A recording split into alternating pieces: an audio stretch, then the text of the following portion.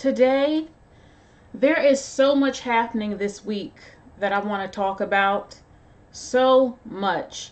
And I've been reading my emails. Anybody I miss, I will get to you. I get a lot of emails. And, with my busy life, I'm trying. I have reached out to a number of you. And I want to talk about two cases today.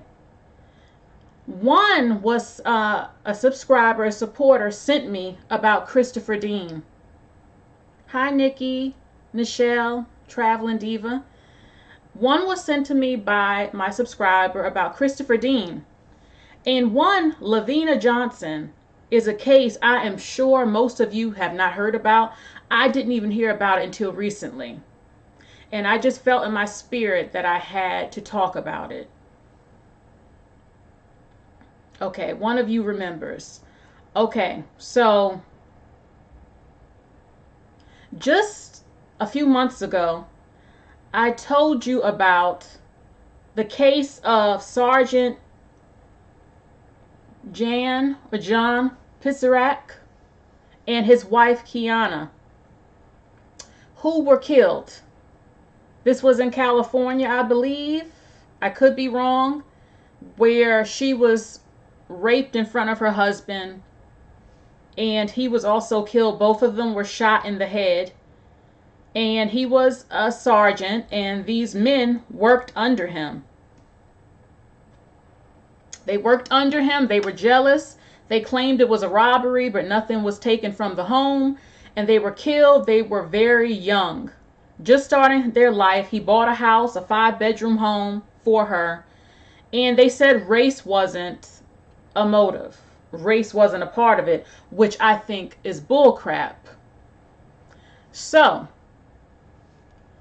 that was one couple. A very nice looking couple, I have to say, whose lives were taken. The media didn't really talk about it. Him being a sergeant as well. And we're going to get into the discussion of deaths within the Army and rapes, cover-ups, high-loving life. And I want to remember these two people today and let you know what happened. I want to start with Levena.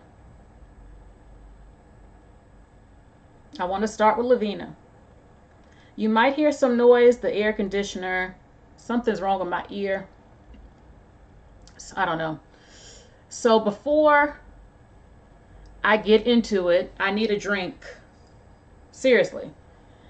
This is the first time I'm trying this in my life. Excuse my nails. I haven't been able to get them done. Have any of you had this? It is called,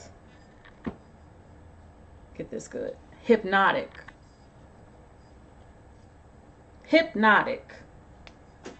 It is a blend of French vodka, exotic fruit juices, and a touch of cognac. Now, I don't usually drink hard drinks. I like fruity drinks. Before I get into it, I got my sugar-free drink, and I got my Hypnotic. Got some ice.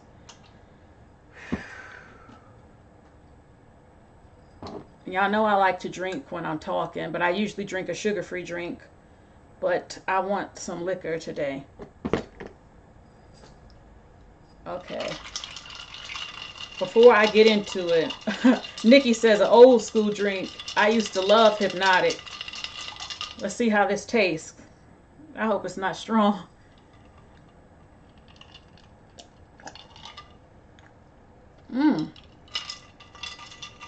This is not bad.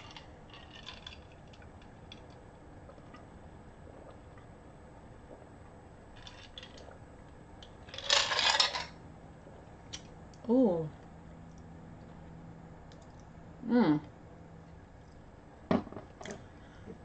This is a serious video, so I'm not trying to be funny. But I did want to drink. All right. Y'all said I'm going way back with that drink. I got my notes. to let y'all know.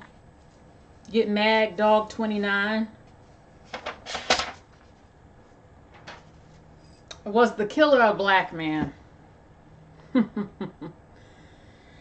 Well, with one case, I don't know. The others, yes. Okay, y'all said these fruity drinks will sneak up on me. Okay, so let's start. I want to start talking about, and I might take some live calls to hear your opinion about what I'm about to share with you. Oh, I know about Alizé. Okay, so everyone is talking about Brianna, which I'm happy. I see Solange, more celebrity women, but I've shown some of the other women who have died this month, who were killed.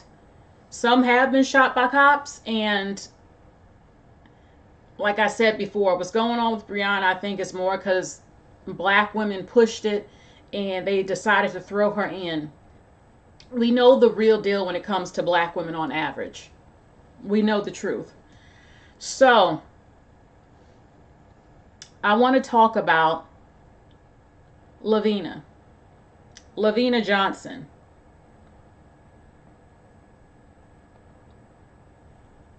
Lavina Johnson, this story is heartbreaking. Heartbreaking, and I'm pissed off with what I'm about to read to you.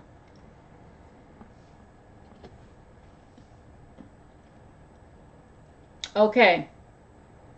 Lavina, Black Lives Matter, I don't think was around yet, but it doesn't matter. You have the NAACP, all types of groups. I wish there would have been an outrage about her murder. They'll say it's a death. It's a murder. She was serving in Iraq in 2005. The government ruled her death a suicide. It was not a suicide. Her father, no, it wasn't a suicide. She was just 19 years old. 19 years old. She was found in her tent. Now, they said it was a suicide. The U.S. Department of Defense or the government or whatever, they said it was a suicide. But she was found in her tent with a broken nose, a black eye, loose teeth, and burns to her genitals to cover up evidence of a rape. Now, I'm going to try to stay calm today, but let me repeat to you. They ruled it a suicide. There was a gunshot wound to the head, or close to the head, around the head. But when they found her in the tent, she had a broken nose, a black eye, loose teeth, and burns to her genitals. So clearly that would indicate a fight. She was fighting someone or a group of men possibly. They broke her nose as she fought, blacked her eye, and almost knocked out her fucking teeth, and burned up her private parts so they couldn't prove a rape, and then shot her. But yet they covered it up to say it was suicide at 19 years old. She was only there for 8 fucking weeks. Not even old enough to drink. Thank you, Aduka. The U.S. government ruled it a suicide. Again, there's no way in hell that's a suicide with that kind of damage to her body. Thank you, Lizzie. I didn't even hear about this in 2005. It didn't make national news. The truth is, a lot of things that go on in the Army don't make national news, but still, there have been cases of people in the Army getting some type of justice. This whole situation also makes me think about, again, why I do not support women being in the Army. I have known someone who said most women who join the Army are usually gay. They're bulldaggers or whatever. The thing is, why would a woman do this? Now, I'm not going to take away from her death. I just want to talk about this real quick. I do not support women being in the army. Number one, you have a menstrual cycle. How are you going to take care of that? Tampons or pads. You can't wash every day. You are surrounded by men. It doesn't matter if they're from the same country. They are men. I would never put myself anywhere where I am surrounded by a group of men in a different country as well. Now, there are a few other women in the army, but it's just too dangerous. You can get raped by your team and the outside group that you're fighting. And don't get me started when your menstrual cycle comes on. I cannot and I will not support women fighting in an army. I will not. Now, I do know that some women are deployed different places and they have different roles within the army. Not every woman is out there fighting. But she was deployed into Iraq. Okay? And I want to let you in on a little secret, something that I saw years ago. A lot of the rapes reported in the military they don't come from women, they come from men. Many men are raped in the military. There is a cover up. They said most of the rapes are actually reported by men. You have a group of men. You know, there's been a lot of talk about men's nature on Crystal Swirl's channel, which I knew. A group of men. That's why I said when men go to jail, a gay man says he gives a man up to a year, I think, before he turns gay. A man cannot go without sex. That's just the truth. It doesn't justify rape.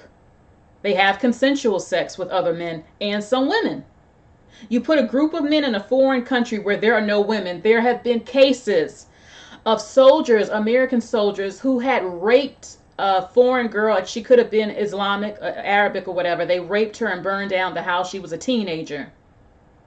I remember that movie. Was it with Charlie? Some guy. Do not put it past your own soldiers that they rape. It does happen. And a group of men surrounded by each other without access to a woman, they are having sex and they are raping. And I know that's so hard for people to believe, but it does happen. So let me get back to Levena, because she did not deserve this. She was young, full of hope, thought she was serving her country.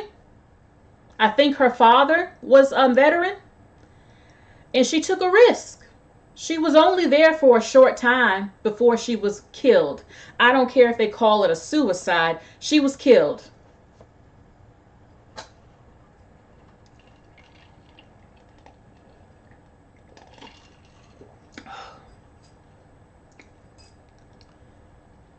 Okay. Let me get a different picture of her.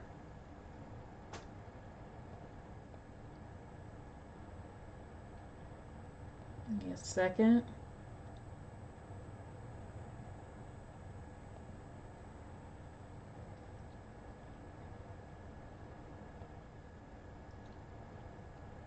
You know.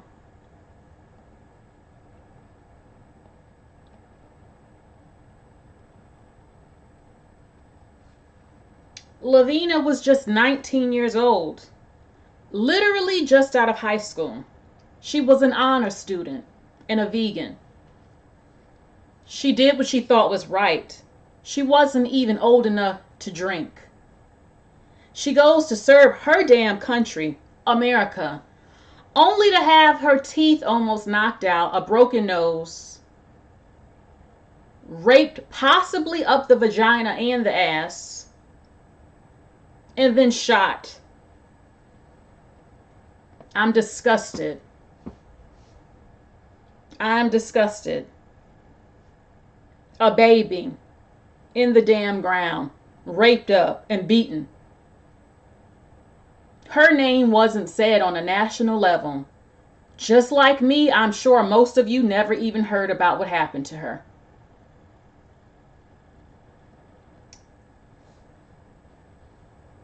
Okay? Yes, your favorite bedouin. She died in 2005, but her death didn't get any media coverage. So, she was a private first class in the U.S. Army. Again, there was evidence of a rape and a beating. And many believe the U.S. Department of Defense covered it up. Okay? She was just out of high school, 5'1", small woman. Doesn't matter what the size, but she was a little woman. She was deployed to Iraq, and she was only there for 8 weeks. She was raped and killed 8 days before her 20th birthday. This is a disgrace on all levels. She is serving the country. Why isn't she honored on a national level in a full investigation? She put her life on the line to protect us, and this is how she's done.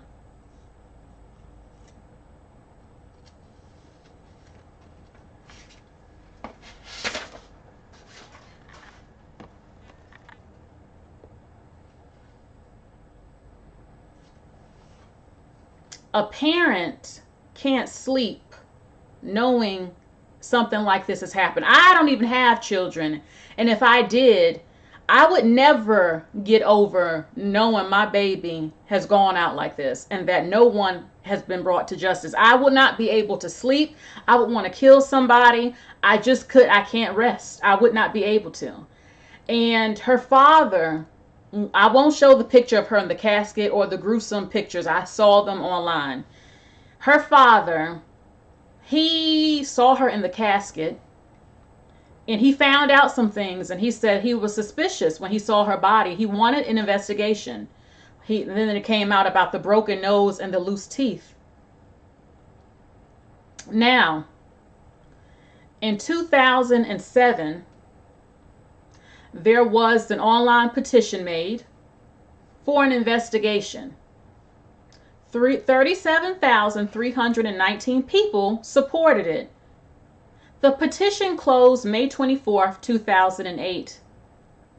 Then, in July of 2008, an online black activist group called Color of Change launched another petition. In 2010, there was a documentary made with her family called Lavina Johnson, The Silent Truth. Okay.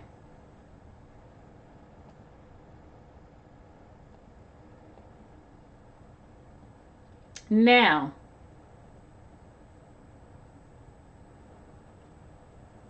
hold on for a second.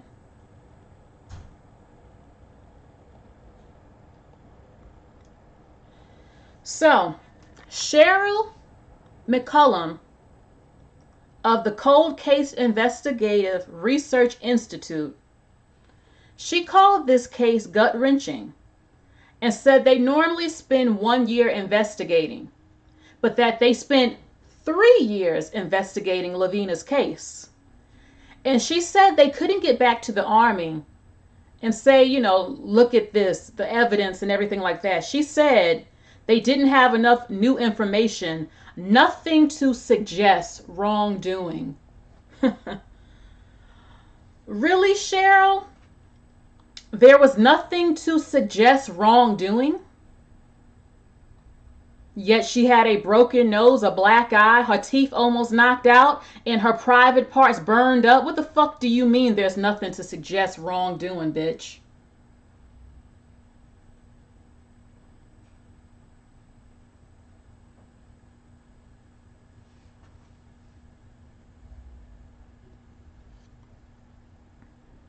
Now, either she was paid off to shut her damn mouth up, or she just don't give a damn like that, even though she said they spent 3 years investigating.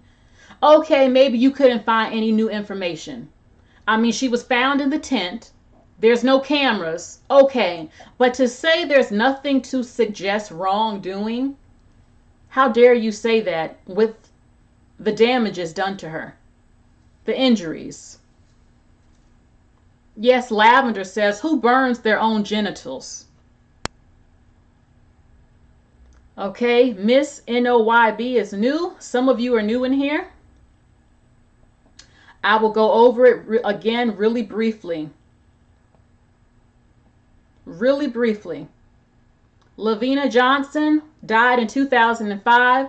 The U.S. government ruled her death a suicide, but yet she was found in her tent with a broken nose, a black eye, loose teeth, her genitals burned up, and a gunshot wound to the head.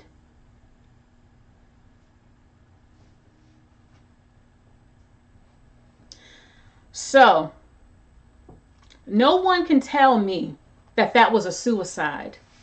What person that commits suicide has time to break up their own body and burn up their genitals? Get the fuck out of here.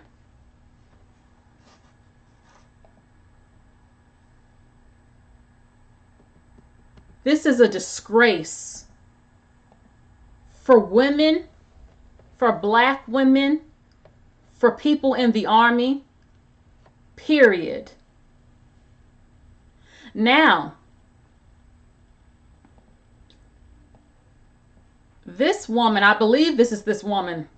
If she ever sees this, and this is not her, forgive me, but I did research, and this is the woman, I believe. Now, Ann Wright, she is a former diplomat and served in the army. She supports this case and says that many rapes of women in the army has been covered up. She says that it's a lot of cover-ups when it comes to the rape of women that serve the country.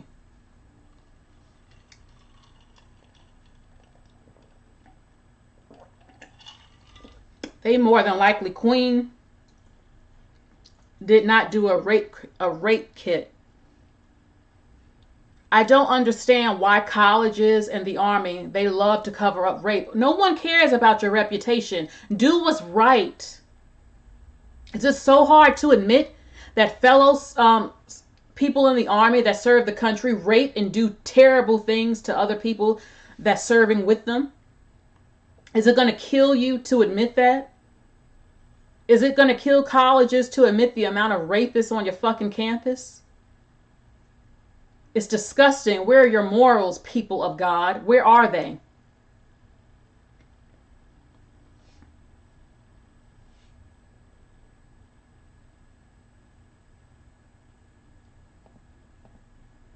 So Lavina Johnson was just 19 years old, killed 8 weeks of being deployed and 8 days before her 20th birthday. I am remembering her today. I was disgusted when I heard about what happened and upset. She dreamed of going to film school in Los Angeles. And get this, right next to her body where she was killed and raped was a Bible, a pack of M&Ms, and a pack of cigarettes. Was it her Bible, or did somebody, after they did what they did, said, well, I feel regretful. May her soul rest in peace. Let me put the Bible next to her.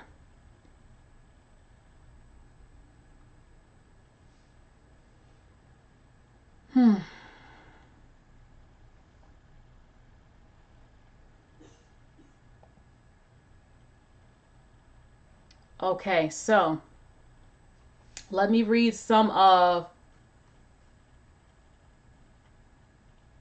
Okay. 1717, for me, it doesn't matter what year something happened. A life matters. And most of us didn't know about her. She deserves to be remembered. I don't think, I won't sweep anything under the rug. I don't care how long ago something was. Their life mattered. And it's a disgrace.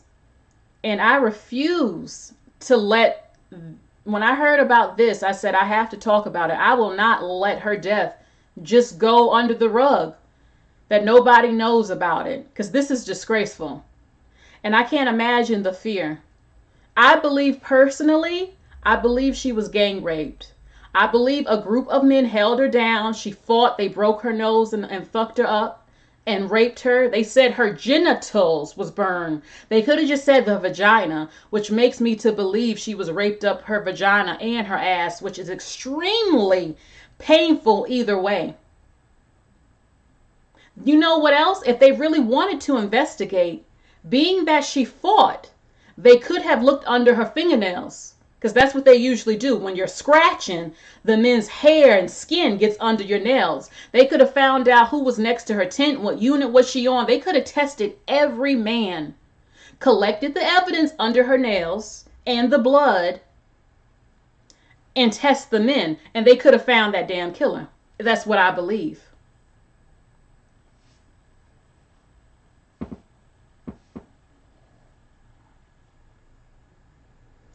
Okay, Lord Tyvec says, say her name. Malaya Davis, Jasmine Barnes, and Breonna Taylor, and every other black woman victimized by Blackistan. Now, I can't say that the men who killed and raped her were black. They could have been a mixture. I could have said, maybe the Iraq men came through the tent and got her. I don't believe that, though. I believe these were fellow U.S. soldier men who did this. And I'm not sure what the race was. They could have been black. They could have been a mix of black and white and something else, or just white. I don't know. But what I do know is that my sister lost her damn life and fought for it and was done wrong. And she deserves justice. They closed the case. They didn't really want to investigate. And then the claim they can't find any wrongdoing. Are you serious? And I wonder, they reopen cases all the time. Can't they reopen it? But if they didn't collect the evidence, maybe things under her skin, her nails, then sometimes it's just too late. A baby, 19 years old, done like that. Yes, Queen says she has too many injuries for it to be one person. Oh. So I will be taking calls about this. I want to hear your opinion.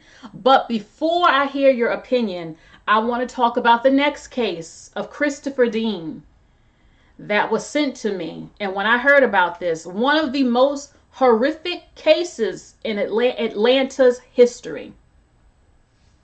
And I said, okay, I have to talk about this because this is terrible. This is absolutely terrible. So give me 1 second. Yes. Taya, she says, I don't think they were Iraqi. Oh, no, I don't think that either. They were definitely U.S. soldiers. That's why they didn't want to go into the case.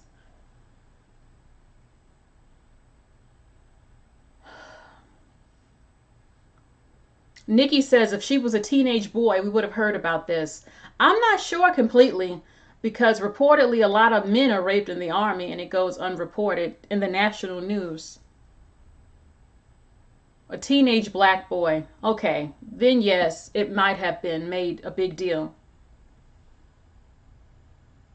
Okay, let me see some of these comments before I get into the next case.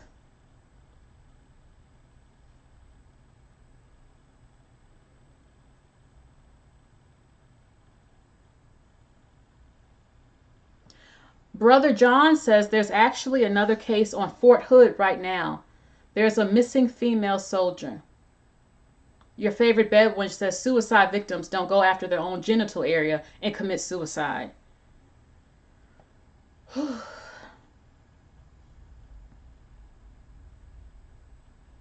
Lord Tyvec says this was a cover-up.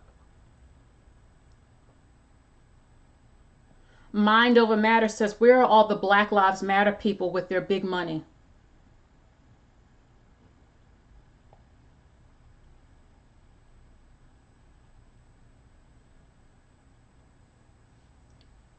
Okay, let's see.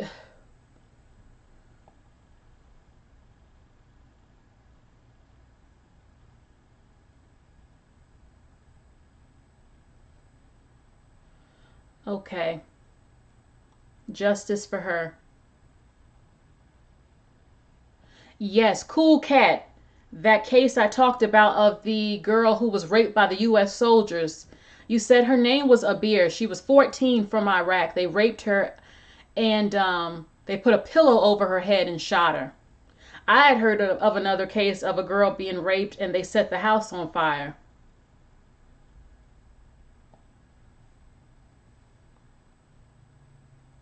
Okay, so let me go down to see. Lord Tyvec says justice only matters for Pookie Bears, nothing for black women and girls.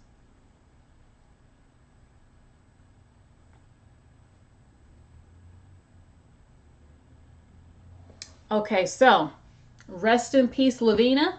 You are remembered. We are remembering you. I don't give a damn what year it was. And I would hope they could reopen the case if they collected any DNA evidence and find out who did it, who were you serving with, who was close to you, something. And her parents, it's terrible. Okay, so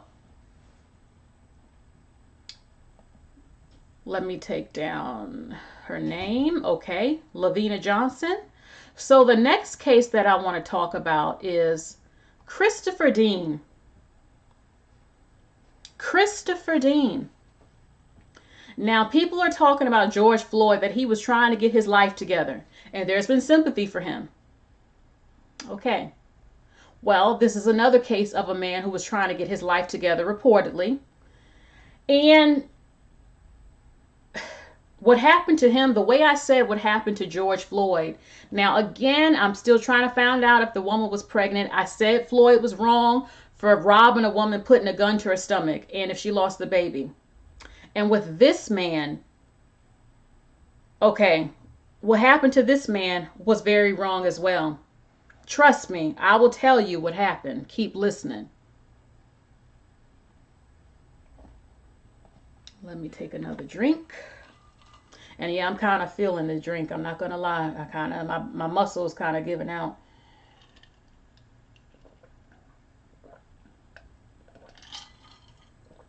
Oh, Lord. Lavender says, yeah, she's from the area where this happened. Okay, so this is Christopher Dean. One of my subscribers alerted me about this case. Again, it doesn't matter the year. It was a few years ago. Now, remember again that I showed you the death of this interracial couple. I showed you the death about this interracial couple a few months ago. And also, to me, was interesting. Give me a second.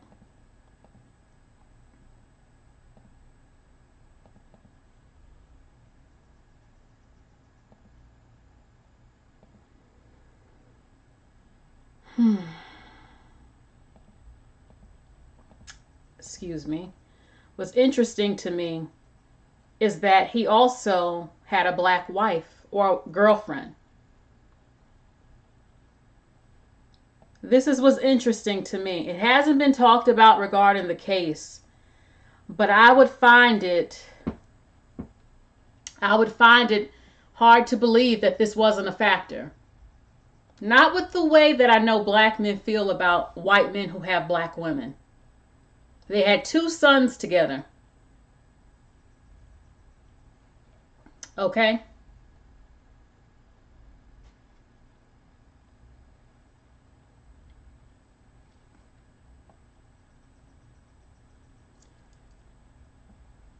Okay, so Christopher Dean.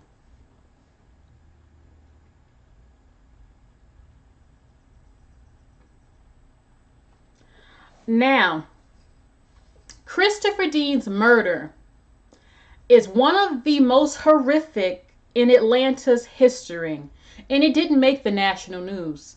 His body was found in the trunk of a car at the MARTA station, the train or bus station. This happened in 2016. He was in an interracial union.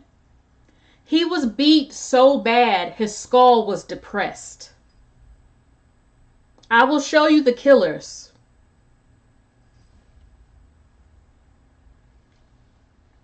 Okay? He was tortured and killed by several men, supposedly 8, but 5 were arrested. He was also sodomized, aka raped up the ass. It can also be oral rape. But with the evidence, I will tell you, he was raped up the ass. And I will tell you the bullshit reason he was killed. So not only did they rape him up the ass, beat him with the crowbar and a 2x4, they also shot him in the head and they raped him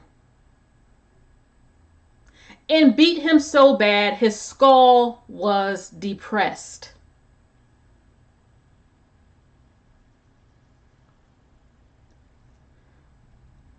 Now, when I mentioned they said he was trying to get his life turned around, I'll tell you, it was involving, I think he might have been, oh, thank you, B.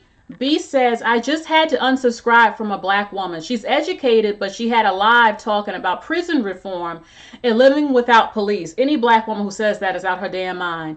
They need to go and live in an island with black men and perish. Black women who say they don't need police are fucking idiots. They have no one else to go to when black men beat them and rape them. They are fools. Okay, so Christopher Dean. It was discovered, okay, Christopher Dean, this happened, he might have been selling drugs and he thought they said it was going to be his last time doing it, but that was the last day he was alive. Now, okay, he was lured into a home, but it gets a little bit confusing, so keep listening, okay? He was killed after it was discovered that he had been a police witness in California. But this happened in Atlanta. Supposedly, it has nothing to do with these gang members that killed him. So there's some questions I have, because supposedly he was a witness in California. Something happened. He was speaking with the police to save his life probably and not go to jail. Something. But it was in California, not Atlanta. So I have some questions.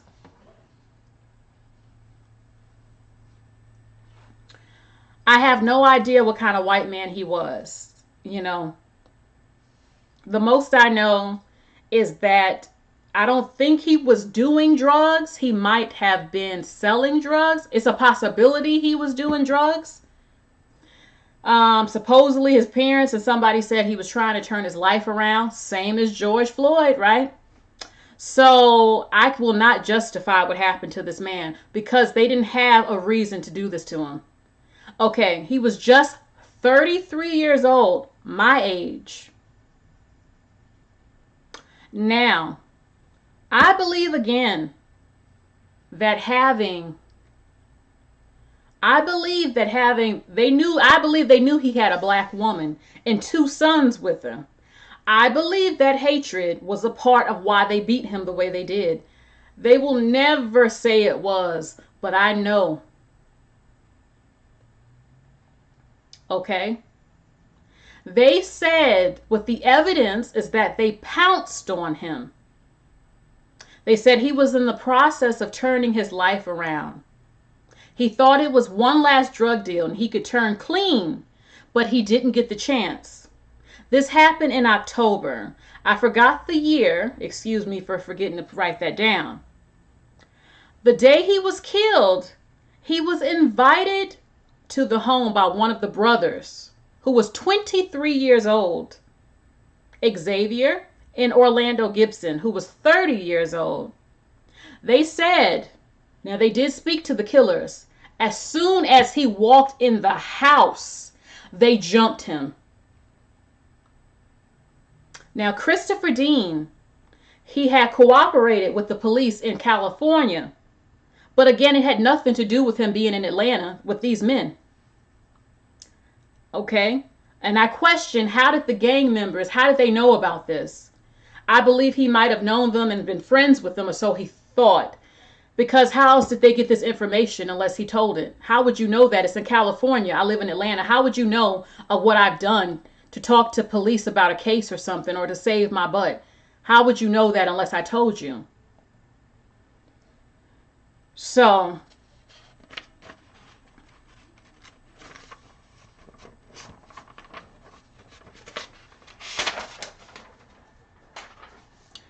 reportedly, they were upset. The reason they did him like this, they were upset that he could even cooperate with police.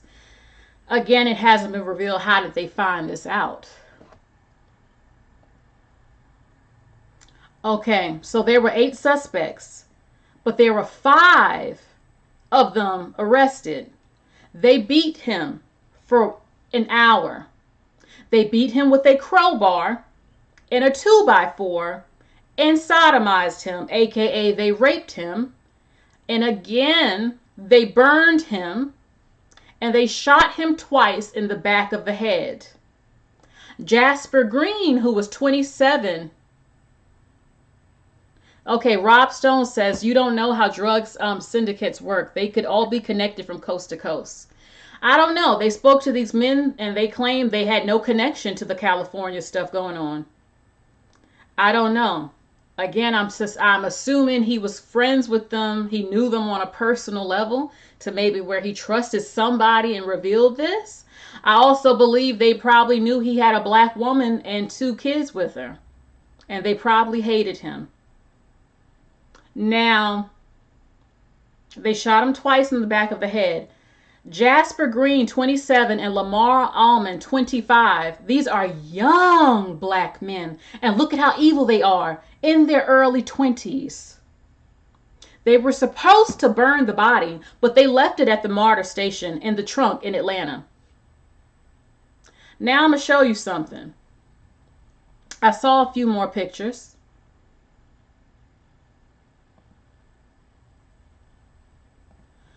I saw some pictures. Now, they were idiots. Now, look, I saw the house they lived in. It looks like a crack house.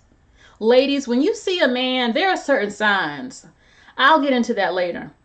They were so lazy, they didn't even clean up the evidence when the police got there. The blood and everything was still on the damn floor, the refrigerator, every damn where. They saw this. Now, there are other photos, but I'm not showing it. This is the blood they left. It was stains all over the damn house for over 30 days. 30 days. So that's some of his blood that they, I guess, cleaned up or whatever. The blood from beating him and possibly blood from raping him.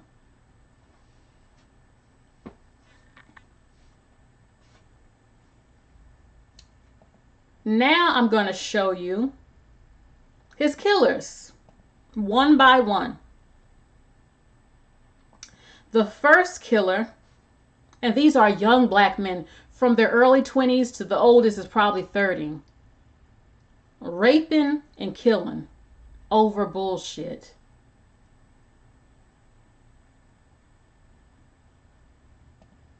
Okay, the first one is Christopher Lockett.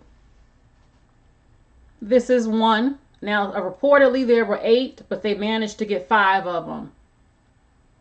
The first one, Christopher Lockett. The second one, Xavier Gibson. Xavier Gibson. The third one, Cortez Clark. Look at his damn head. Ladies, there are signs sometimes you dealing with somebody mentally ill or a danger to society.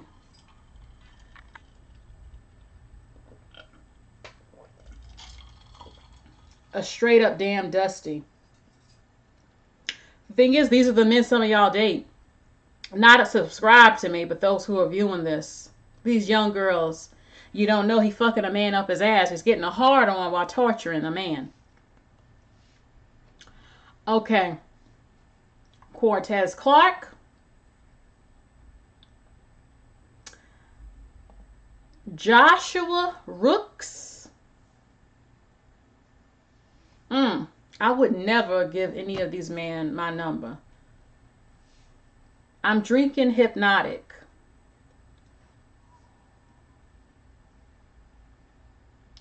And the last one, Jasper Green.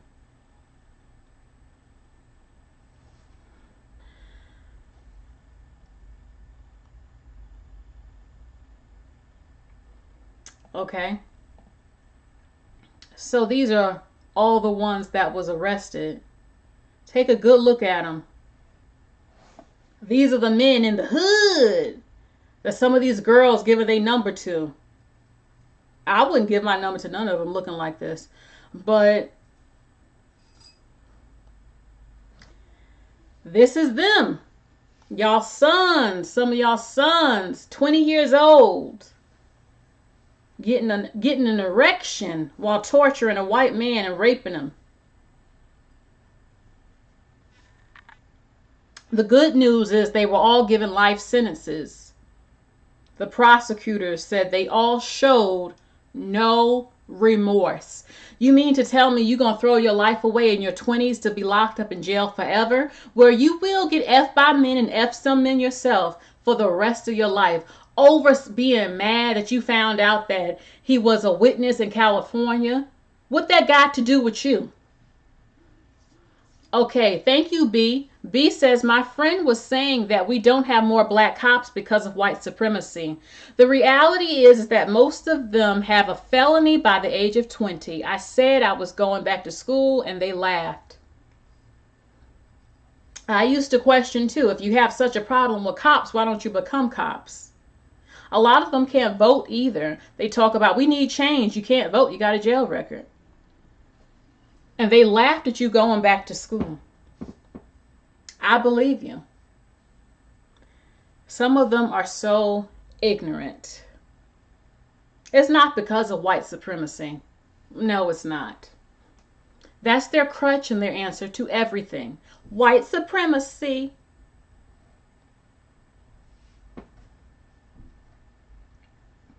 Mind Over Matter says, yeah, look at them. They got dirty locks, stinky, shitty bottoms. Whew. So they are in jail for life, where they will get raped and rape themselves. They already did it before. Threw their whole lives away over some bullshit. Living in a house that looked like a crack house from what I've seen. Dirty. Yeah, they probably are dirty and stinky. Because they were worried about something this man did in California that didn't have a damn thing to do with them.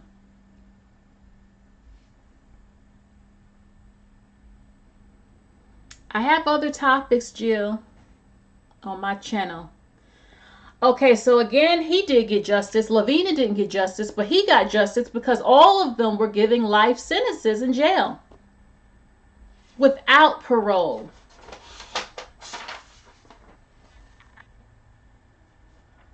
Again, I question, how did they know he cooperated again? How did they get that information? And, okay, let me take their pictures down. Okay. And again, I do not believe, if they knew him on a certain level, I don't believe him having a black woman wasn't a factor. I just can't believe that with the story I read to you about the Pizzarax and what happened, the things that we have gone through as black women who swirl. I cannot rule out that that's not a factor, because the hatred and jealousy some of them have is something serious. And they might have thought, we gonna make him a bitch. He got that black woman, bend him over. We're going to make him a bitch. We're going to make an example out of this white motherfucking cracker. That's how they talk.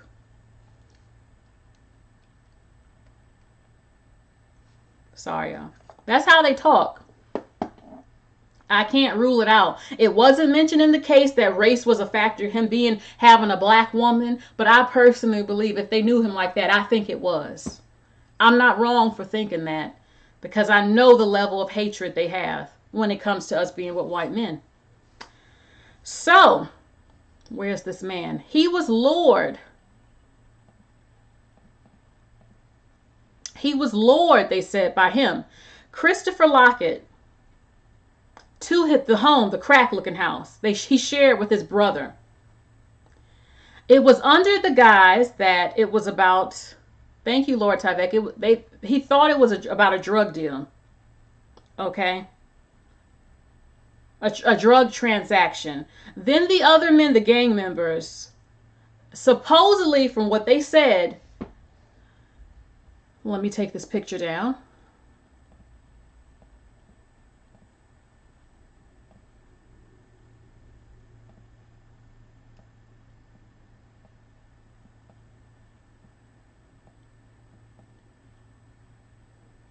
Okay, supposedly from what they said, someone, a leader or somebody, they wanted to attack him, to use him as an example that police witnesses would not be tolerated. So this guy, you know him, you know maybe he sells drugs or does drugs, and he's white. I don't think they would have did this to a black man. I don't think they would have did this to a black man. They saw him probably as good prey. A white guy, he got a black woman. Let's lure him. I'm going to show you. Let's use him as an example. That you will not cooperate with police ever. Okay, but then you rape, all of y'all rape him? What? You get an erection? Okay. He wasn't a part of their gang. So, okay, they said this. He was raped with a handle-like object, and that seminal fluid was found in his anal rectal region. But that he was also raped with their penises. If not one, all. I believe all of them did it. At least 4. You have to be pretty animalistic and vicious to not only beat him with a crowbar and a 2x4 with blood splattering and depressing his skull, but then as you are 20-something-year-old men, a lot of you get erections and go up his ass. I'm trying to understand the correlation between violence and getting a hard-on with so many men. You know, we're beating up people and women and men and then getting a hard-on and then raping them. I know how some of these black men are. It pleasures them to hear a white man scream out in pain. They feel such anger for slavery that their ancestors helped cause. And think, I'm going to get him back. I'm going to humiliate him on a serious level. And he got a black baby mama or wife? Oh, we going to make a bitch out of him. Not only an example, but a bitch. They could have just killed him with a 2x4. Thank you, Stephen Price. I'm not saying it's right, but why you got to rape him for? And then people wonder why HIV spreads. What if he had HIV? I'm not saying he did. They went in his ass one after each other. You think they used a condom? No, they didn't use a condom. They're sharing it one after the other. Fluid. And I bet you they're fucking hood black women from around the way. Do you see the nastiness? The viciousness? The animalistic nature of some of these motherfuckers.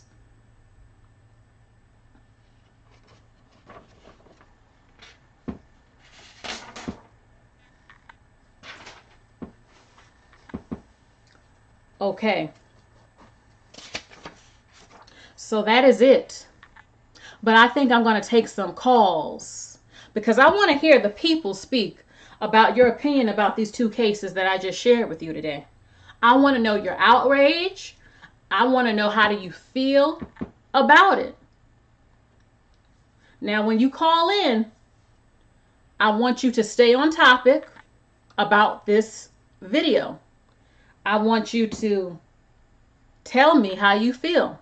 It could be about the case of Levena, and it could be about the case about Christopher Dean. So give me a second while I set up the phone.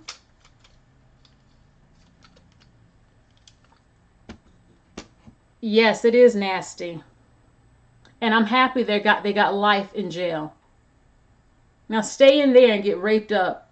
And it's disgusting. So give me a second. Let me get these pictures back up. Okay, I got Lavina. Okay, give me a second. Just 19 years old.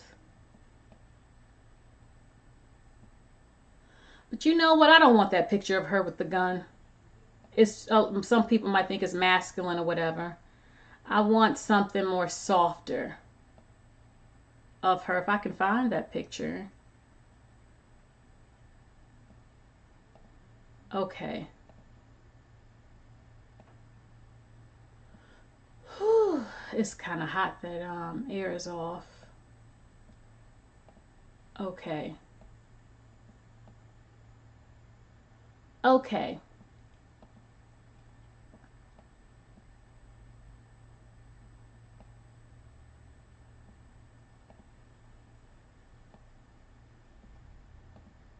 Okay. Now I will get these phone lines open.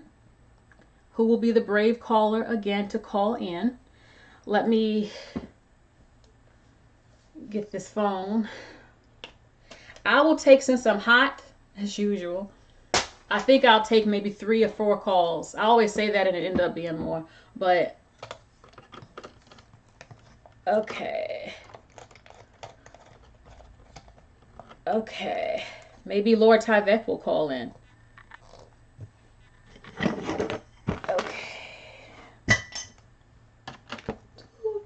Okay.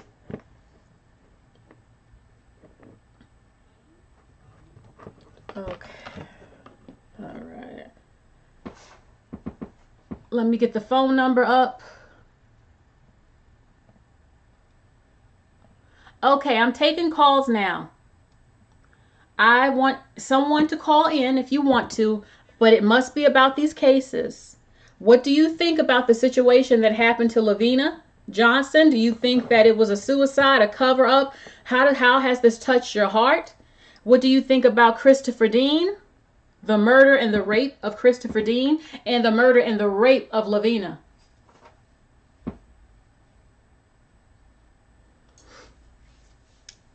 Okay, the phone lines are now open. As a matter of fact, let me turn up this volume. Okay, the volume is up. So whoever wants to call in to share your opinion, let me know. I mean, just call on in.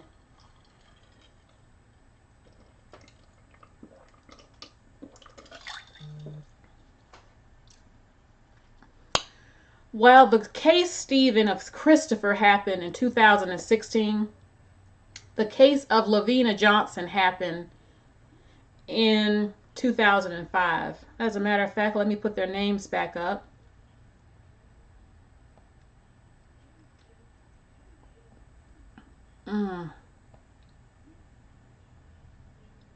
Lavina name. Okay. Lavina Johnson. And let me put Christopher's name up.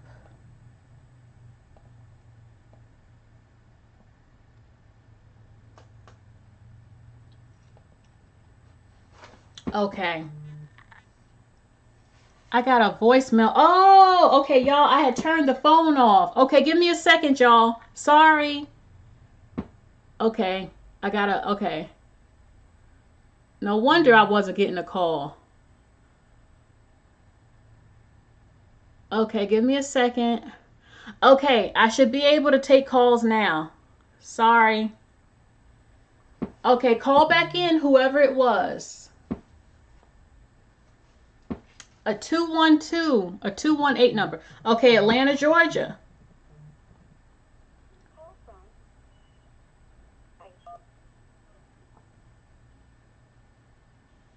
Hello? Hello? Hello, welcome to my show, Cerebral. Hi, Cerebral. I'm so Hello. glad I was able to call in and make it on air. I would love to talk to you about the Lavina Johnson case. Okay, speak up a I little bit. actually, Speak up some because it's hear me? kind of hard to hear you. Can you hear me now? Yes. Okay. I really wanted to talk to you about the Lavina Johnson case. I'm very familiar with it. I was in the Army. Okay, she was in the Army, y'all. And this happened like a little bit before I actually came into the Army, but I was very familiar with this case by the time I did get in the Army. And basically, can you hear me? Yes. Okay. I'm trying to turn the volume all the way up, speak into the receiver and everything. So there is an understanding that the person who killed her is actually alive and well right now. Mm-hmm. And it was a high-ranking person, a general, her commanding general, who also was a white man. And they do have some articles online that you can check, because I can give you the man's name. Okay, what's his name? But, one moment, let me pull that up. One moment.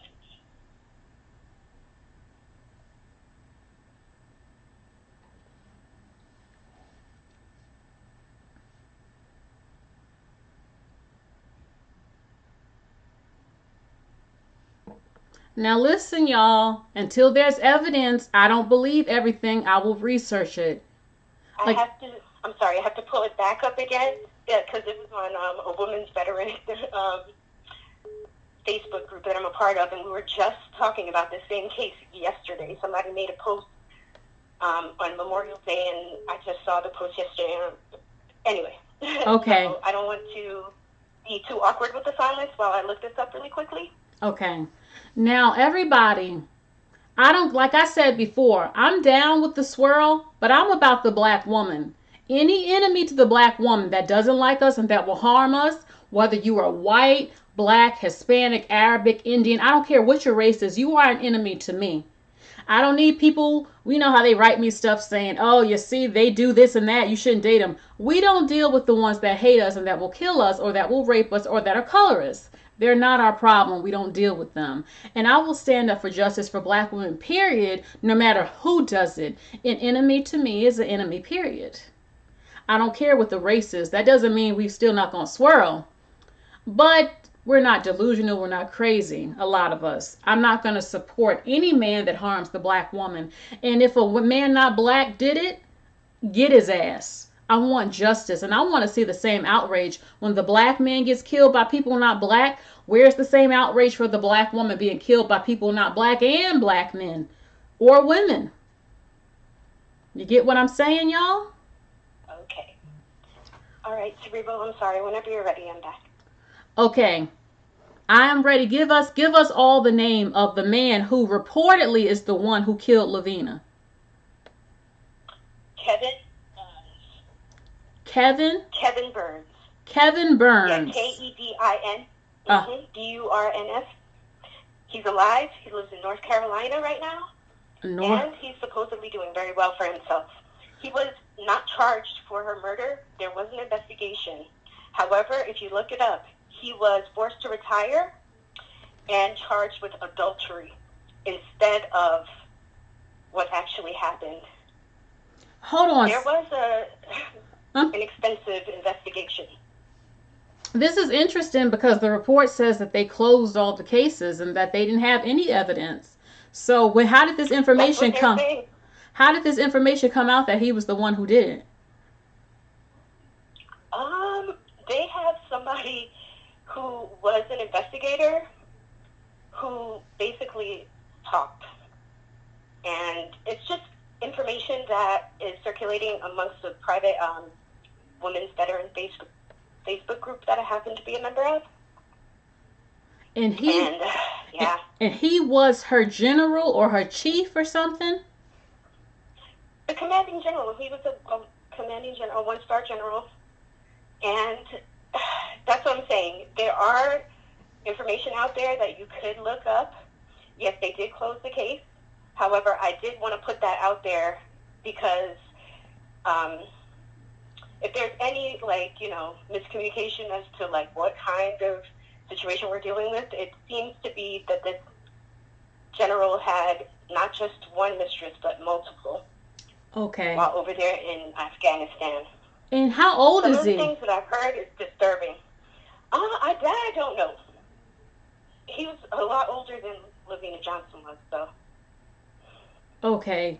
I'm not going to say that it's probably not possible. I had believed she might have been gang raped with those kind of injuries.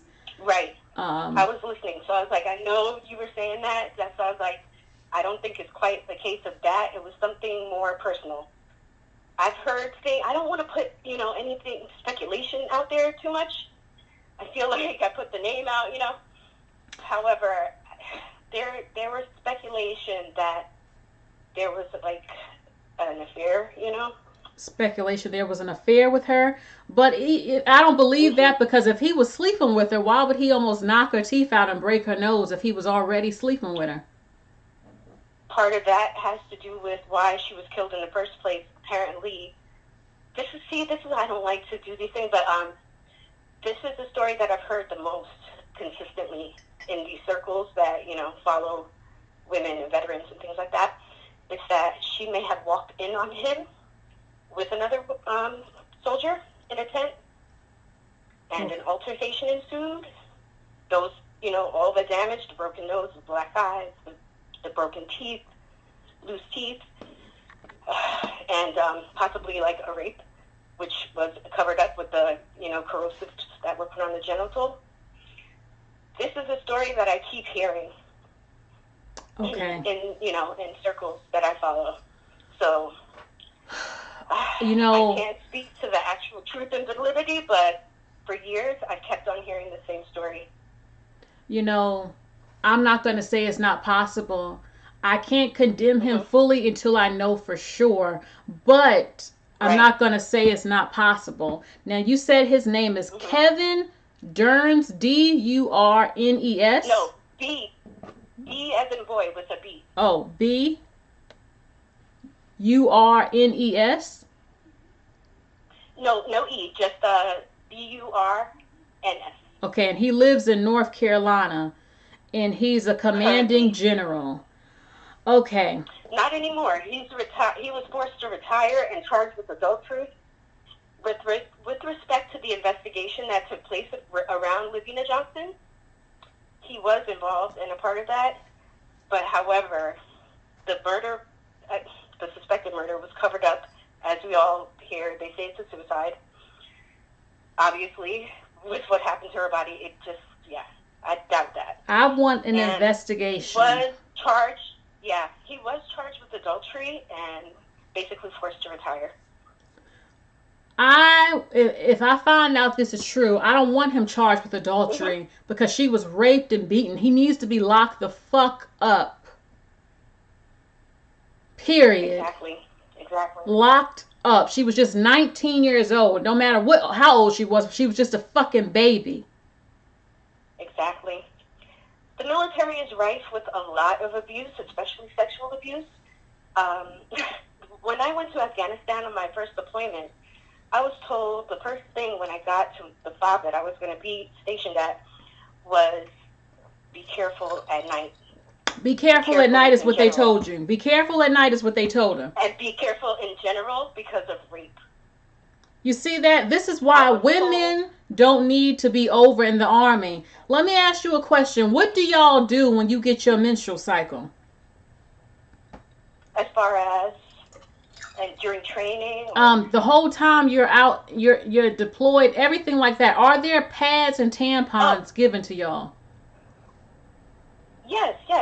We have stores like, you have here, they call it the TX is what they call it. And it's basically almost like a Target, Walmart kind of store where you can get, all your essentials and things like that.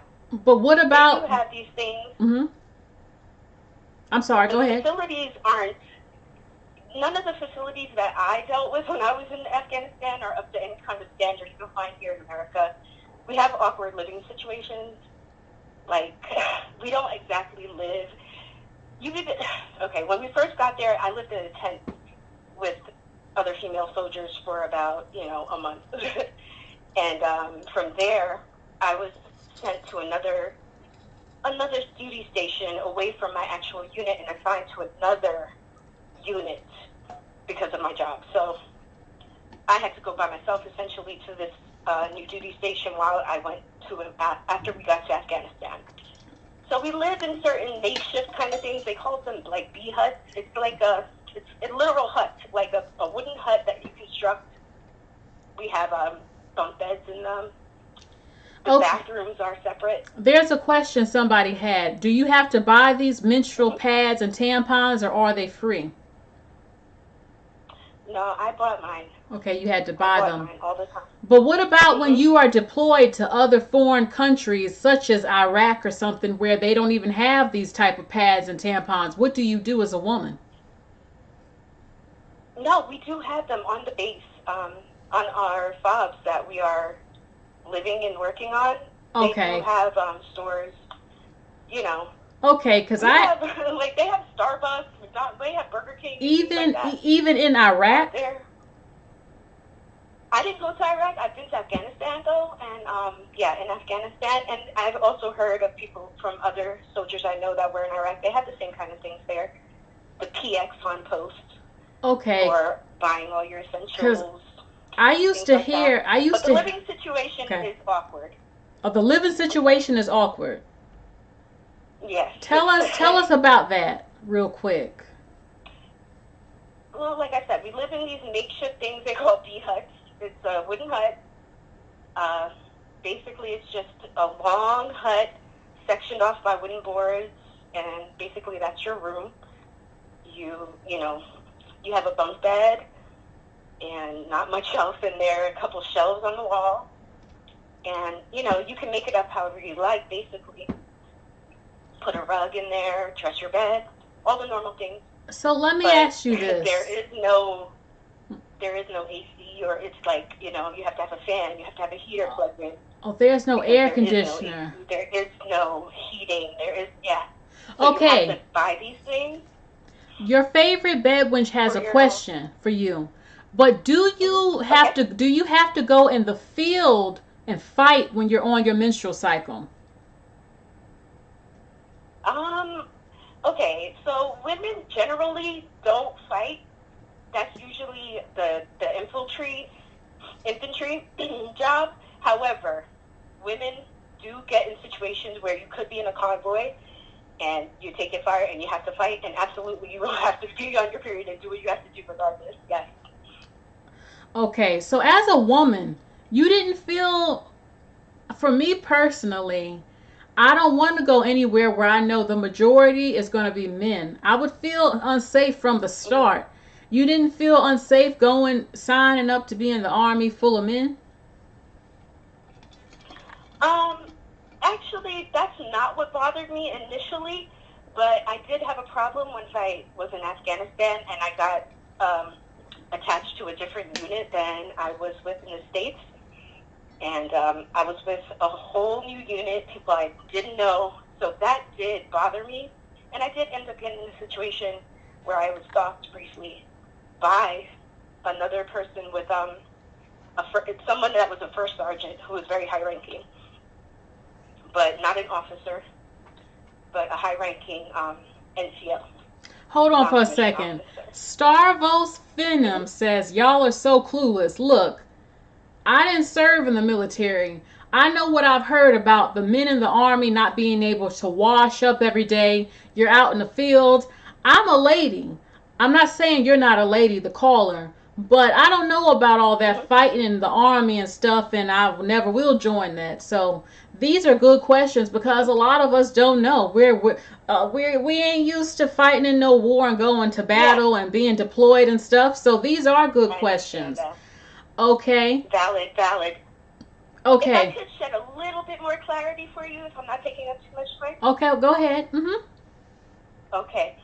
It's not quite like that. The Army, it's not that we are fighting necessarily all the time or anything like that. You do mostly a job that you're trained to do, and after you leave basic training, then you go to a place called AIT, and based on whatever your job that you selected was, you get trained to do that job, and that's mostly what soldiers do. They have, regular jobs like secretary jobs, receptionist, clerical jobs. I mean, how is the pay? Cooks. Is the pay really well? The pay, it doesn't start out that great, but as you advance in rank, the pay gets a lot better. How good? And if you give me an example, how good can the pay get? Because my cousin was dating a guy. All he had to do was put the guns together, and he was making $80,000 a year, and he was in his 20s. It depends on what rank he probably was an NCO, at least an E7 or higher. The money that you start off with, like where Lavina Johnson was as a PFC, that's like the third rank up from the bottom. When you start in the military, you happen to start with no rank. So that's a really low. So, I don't remember exactly how much it was when you're like PFC, maybe like $1,700 a month or something, $1,700 a month or something of the sort. I can't remember now, but okay. It does go up. There's incentive to gain rank because that's where the money goes up substantially. You have to do things in the military like gain rank, become a non-commissioned officer, become an officer, become a warrant officer. There's different paths you can take to increase rank and money. Okay. And if you do plan on retiring, then it is worth it. Okay. Well, I want to thank you for your call and letting us all know about this. I want you to make sure you call in a future video I do with live calls, okay?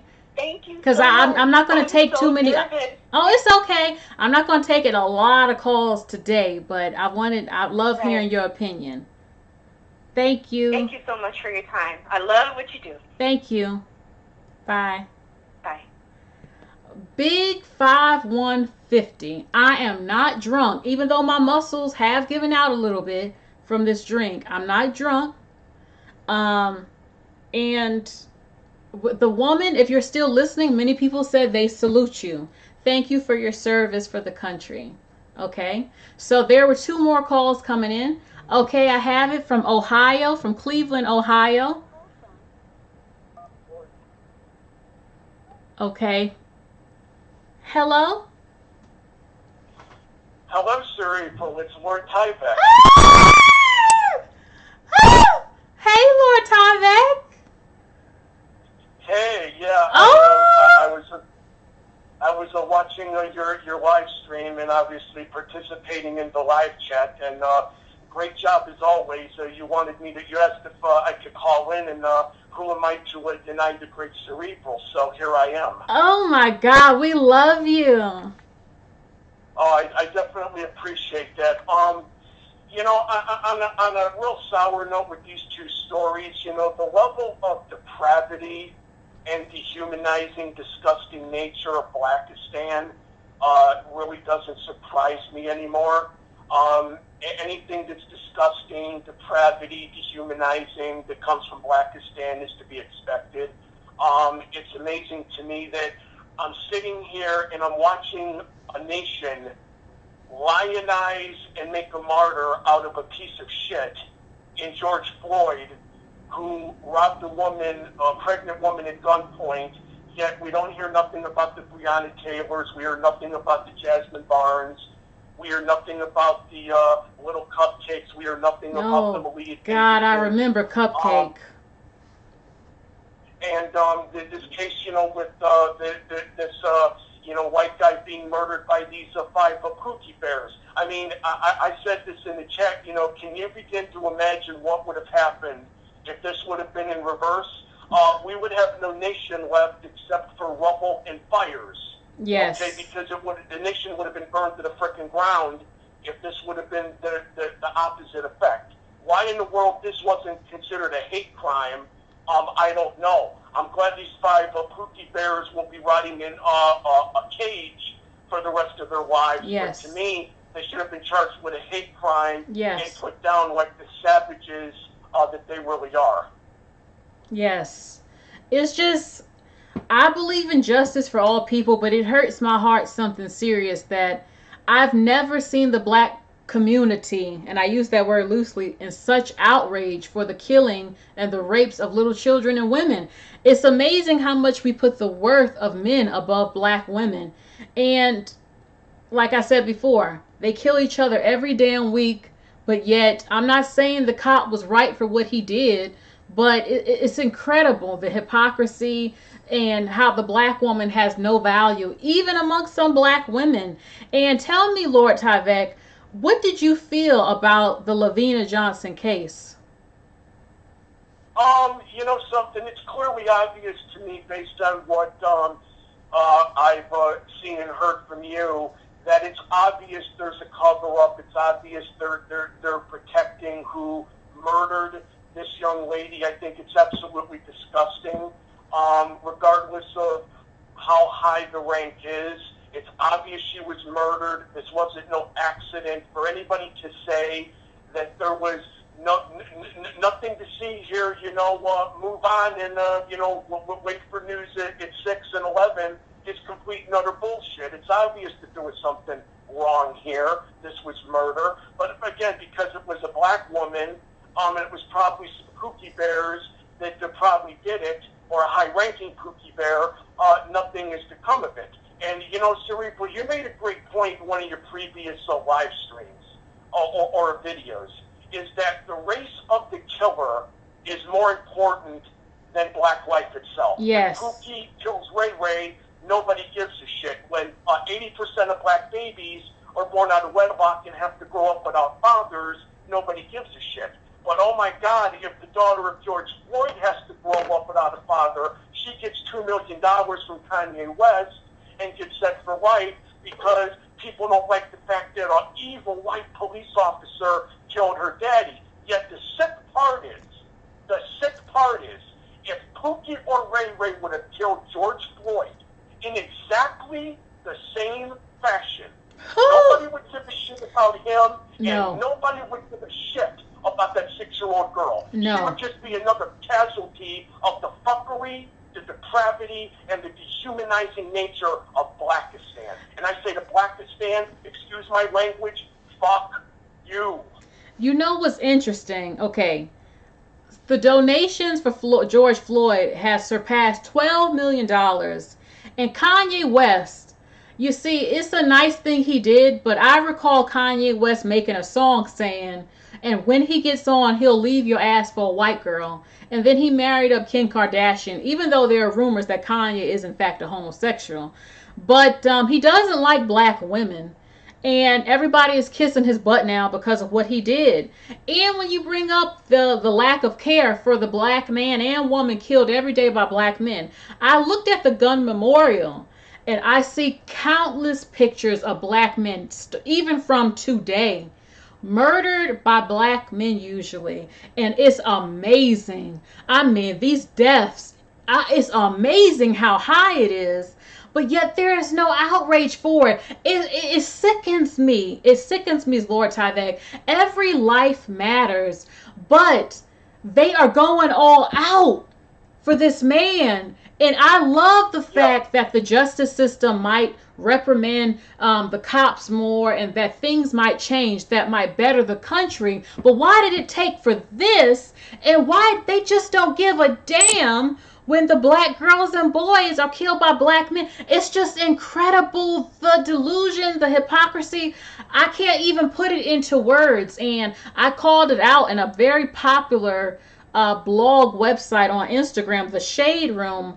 They kept removing my comments or they blocked me, which is amazing. I can't speak the truth, so thank you, Lord Tyvec. What do you have to say about the death of Christopher Dean?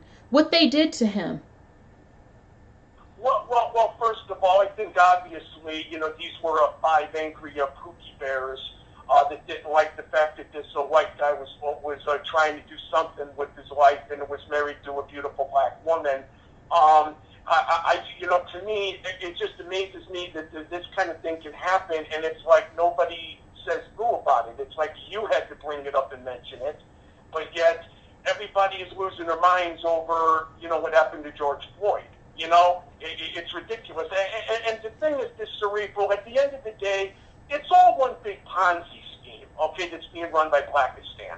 You see, Blackistan wants to continue to get all of us riled up about the white man and white supremacy, and the evil alphinoids, because Blackistan wants to continue to protect itself, its self-interests, and their fuckery. And as long as they can continue to keep people focused on the white man and evil police officers and white supremacy, then Blackistan then won't be confronted with the fuckery and how they treat black women and girls. I mean, the fact that these leaders, and this is the thing that just amazes me, and unlike, some kooky bears, unlike people out there, I'm going to admit that there are things in life that I don't understand. And one of the things I don't understand is how leaders in a community, whether it be black community, white community, whatever community, cannot have a problem with damn near 80% of their children being born out of wedlock and peddling this bullshit that marriage is just a piece of paper. To me, people ought to be just as pissed the F off about that as they are about some evil white police officer killing a piece of shit in George Floyd. The fact that Christopher Dean's murder didn't make national news, and it is the worst horrific murder in Atlanta's history, is incredible to me. It is incredible. There's also a case I didn't talk about. It didn't make the national news. It was a white couple. They were killed by a couple of black men and one black woman, actually. And they were forced to drink bleach. And the man was raped in front of his girlfriend before they killed him. And that didn't make national news either. And it's just amazing when you bring up the out of wedlock birth rate. I see all these things on Instagram right now. I can't not go on anything without them talking about George Floyd. It's actually irritating me. It's on everything, and now you have black men with black women in Black Panther outfits, and they're doing dances and stuff. We're together, we're together, we're together. I'm like, bitch, until y'all marry up black women in droves, I don't give a fuck. Okay, these black women going all out like they got husbands or something, or they losing husbands. They ain't marrying your ass. Y'all act like y'all some team. Y'all was just bitching last week about Steven Jackson and TikTok and all this other shit and how they don't love you. There's a black woman right now who had a gun pulled out on her and 5 other black women. I'm going to share that this week coming up. And it's like, honey, your community is still fucked. You're still the number one person with most businesses. Black men are still not wifing you up or providing or protecting for you. Ain't nothing changed. But y'all want to all of a sudden, they flip-floppy. This is why you can't trust some of them. They flip-flop. I don't forget shit. So, Lord Tyvec, go ahead, tell me. I'm just going to say a few more things, and I'll let you go, because I know that there's other people that want to get in and talk with you on this great live stream. And Cerebral, you're kicking ass as always. You've done just a great job, since you've come back to YouTube. You've just been kicking ass and taking names. And I'll be happy when you reach your 20,000 subscribers. Thank you. Thank you. And Lord Tyvec, you are of German heritage, right? A what? What's your ethnicity? I'm a white male. I'm part Italian, part Polish. Oh, okay. Yeah. And Poland, is that near Norway or Bosnia? I'm not sure. I was just told Poland. I probably identify more with the Italian part because I love me some pasta, if you know what I mean. Oh, I love Italian food. It's one of my favorites. I love ziti, lasagna, pizza. Yes. Okay, Lord Tyvec. But speaking of the mainstream media, you know what? I really wish Americans would wake up to the game, and the way that the mainstream media pimps and prostitutes narratives. Because it seems like to me, and Candace Owens, has been onto this. Okay, she's been on this, big time when she calls out the mainstream media. Every 2 to 4 years before an election or before midterm elections. Hold on. Lord Tyvec, hold on. Let me say something. Sure. I'm not flirting because I am curious about him. Lord Tyvec has been a serious supporter of me, Crystal Swirls, and many. Thank you, Poseidon MGTOW. He says, God forbid mainstream media reports this fairly. Lord Tyvec and me are cool. I'm curious to know about him. I took the opportunity to ask him something. Okay, there's no need to be upset or accuse me of flirting, even if I wanted to flirt. I mean, I could do that. I am single, like someone said. But I'm curious to know about Lord Tyvec. We like Lord Tyvec over here. So don't be jumping on me. Okay, Lord Tyvec, finish. Okay, well, you know what? Obviously, Cerebral, there's going to be haters when somebody dares, stand up and speak out and call out the bullshit. It comes with the territory. And again, there's nothing wrong with you being a little curious about me. That's definitely fine. I appreciate it, actually. Going back to what the Candace Owens was saying, every 2 to 4 years before an election, the mainstream media, along with the liberal establishment, they always love to go back to the age-old mantra of drumming up police brutality and trying to rile up, the black community to stay in, the Democratic Party. Racism. Then there's this. Then you got the stories of evil white people, just going out of the way to call cops on black folks. And at this point, I'm just sick and tired of the narratives.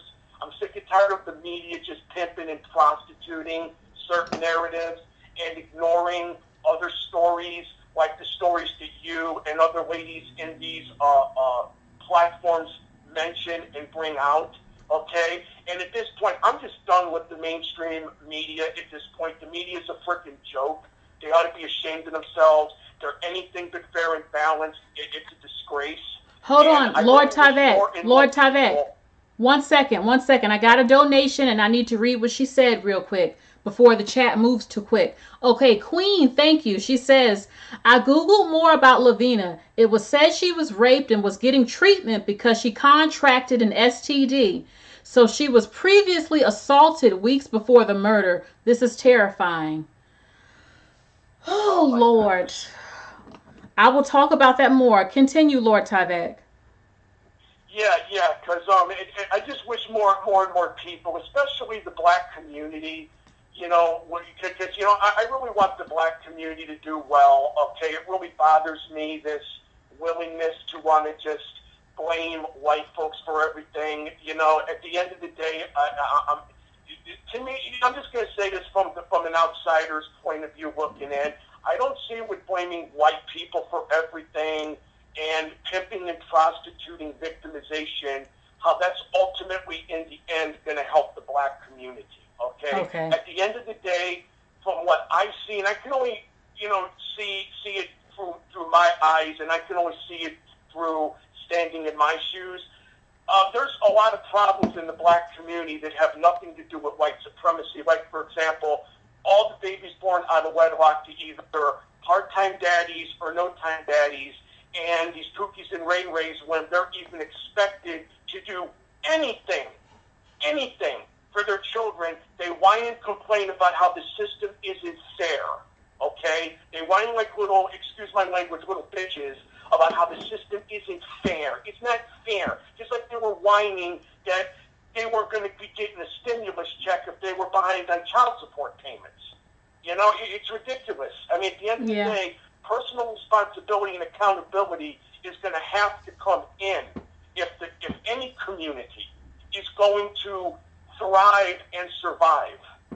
Yes, I agree with you. I just feel like so many are full of excuses. I'm like, you have to try first before you can accuse people of discriminating against you. You know, try to build up, do something before you say all that. Now, what you said about, you know, the white people are marching and everything like that, I agree with you, because I noticed that a lot of black people, they want to harp on that they hate us all so much, but ignore those who put their lives on the line for us.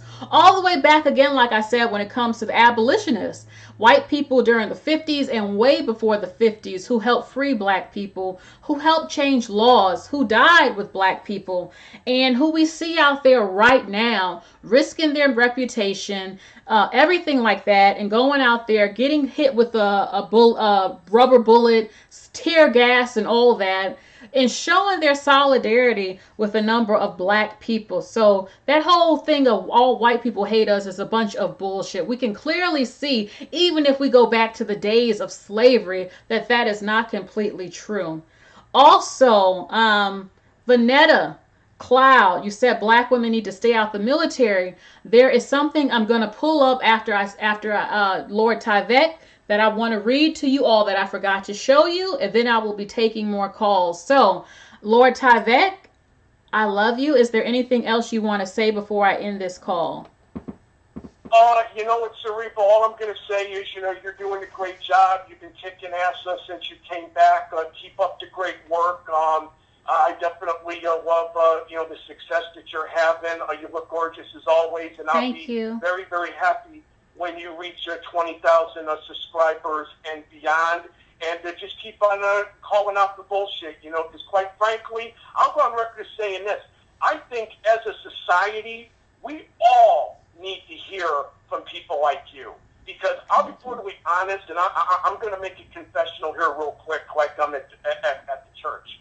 I'm sick and tired of hearing from Jesse Jackson, Al Sharpton, Louis Farrakhan, black liberals, you know, pro-lax. I think as a society in general, for the betterment of our society as a nation, we need to hear from more people like you, Crystal Swirls, Crystal and Terrazin, the black women in these spaces, Candace Owens. We need to hear from more people like you guys. We really do.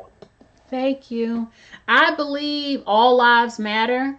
Of course, I understand what Black Lives Matter was supposed to be about because of unjust murders. But at the end of the day, all lives matter. And, you know, I just felt we all need to know about these cases. And it's not because she was black or because he had a black woman. This is terrible. Again, one of my subscribers let me know about Christopher Dean. I saw the murder of Levena on Instagram. And when I saw it, I said, oh my God, there's no way I can't talk about this. This is a disgrace. So thank you, Lord Tyvec, for calling in, okay? And make sure you call back in the future. Thank you for taking my call, Cerebral. And you and the ladies have a great evening. I'll be in the live chat again. Okay. Thank you. Bye-bye. Bye. Okay, no calls right now. No more calls for right now. I will in a second. I forgot to show you something. I'm going to pull it up now. Okay, let me, I won't be able to see what you're saying in the chat right now as I read it to you. Okay? I'll be able to see some things after I'm done. Okay, I'm going to show you an article.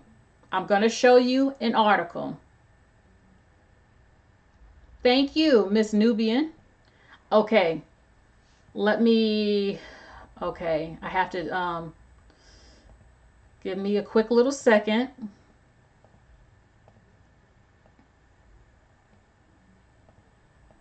Okay. I'm going to pull something up. We have to read it. Let me find my display thing. Sometimes all this stuff on here. Okay. Okay, give me a second. All right.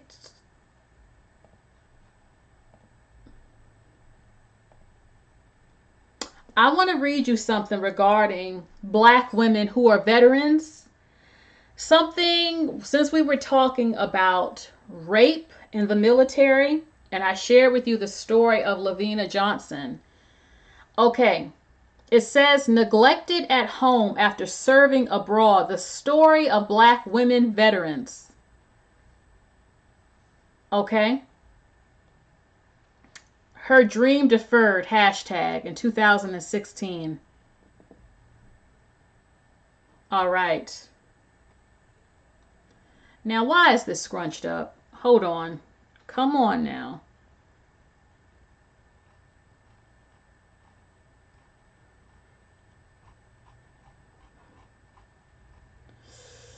Okay.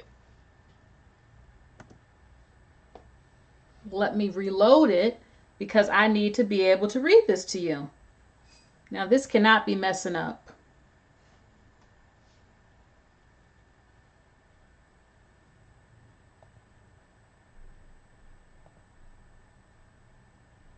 Isn't this something?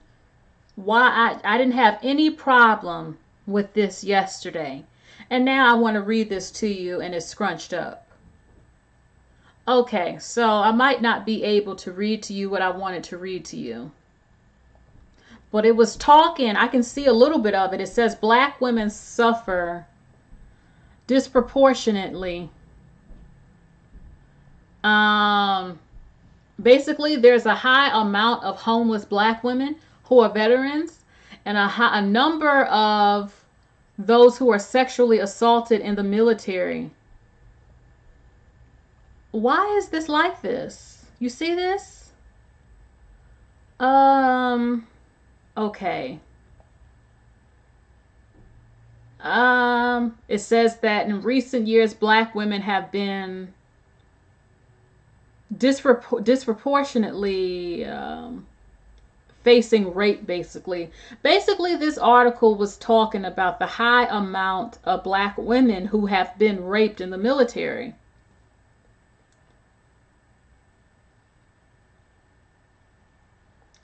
Okay.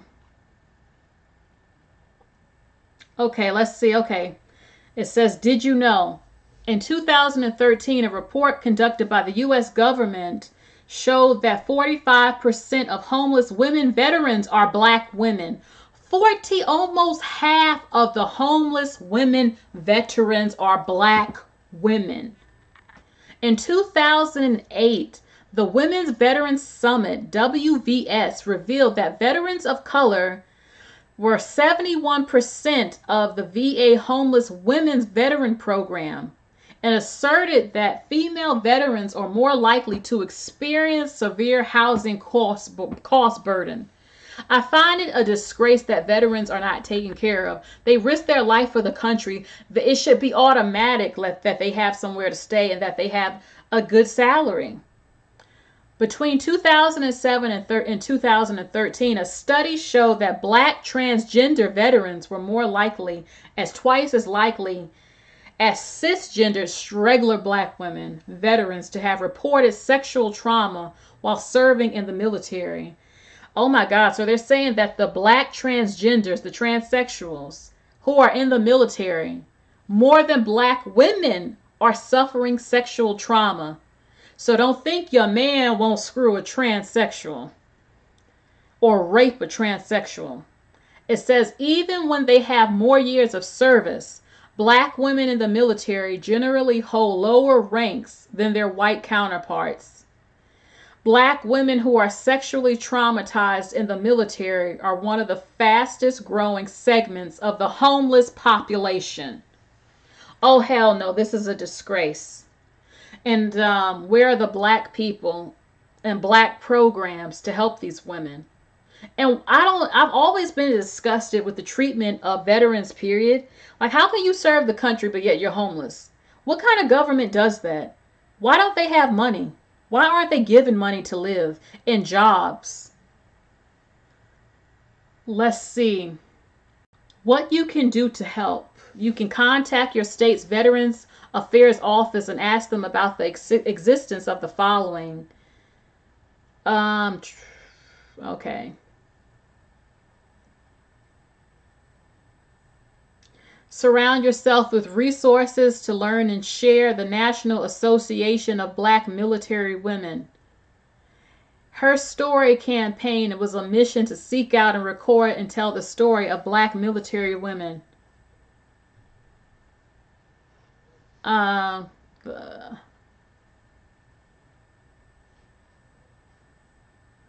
Okay. And the email and everything from the people that wrote this article is right here. info@aapf.org. The phone number is 212-854-3049. The address 435 West 116th Street, New York, New York, 127. Okay, so give me a second. I want to be able to read what y'all wrote. Let me put these pictures back up real quick, but let me see what's being said in the chat.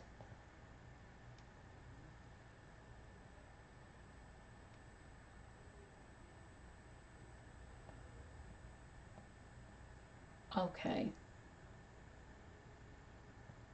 Vanetta Cloud says, I worked at the VA at the front desk at the ER and psych area, ER.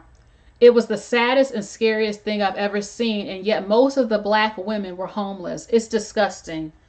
If I were president, everybody that has served would have, if they retired, they have enough money to have a home, special deals, employment opportunities. They would never be homeless. There's no way you risked your life for the country and now you are homeless. That is a disgrace. And I would be so upset. I would question, why did I ever do it? How I would want to leave the country. I did this for you and this is how you treat me? I don't think so. I do not think so. It's disgraceful to me.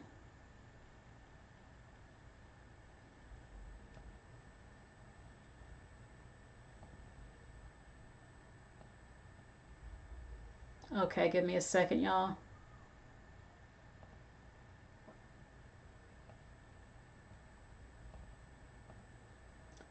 Okay.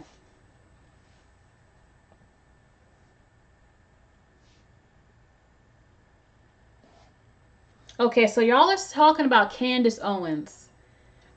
Silent Storm says what Candace Owens said was absolutely true. What did Candace Owens say? She is hated amongst the so-called black community because she has the bravery to say things that most of them cannot say. On top of that, she married a very well-to-do white man. So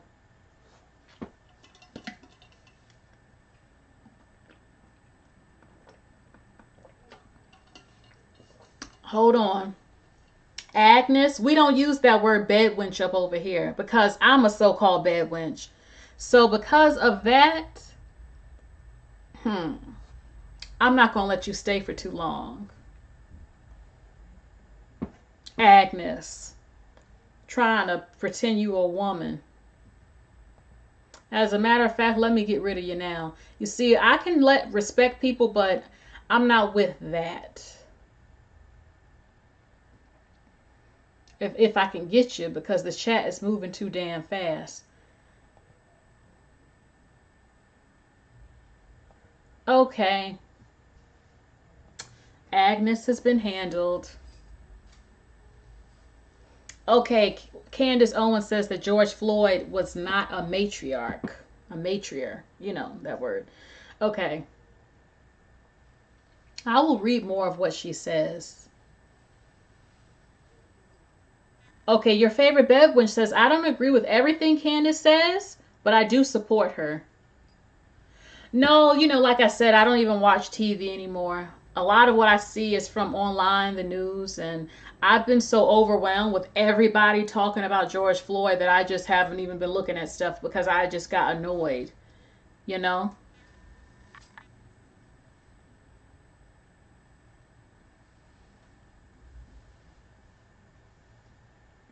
Okay, so the phone lines are open. I did have 2 more people calling in. You can call in right now. I'm taking calls to speak about Lavina Johnson and Christopher Dean. Yeah, I don't get triggered by the word bedwench. Sometimes, I don't know, should I have let Agnes stay?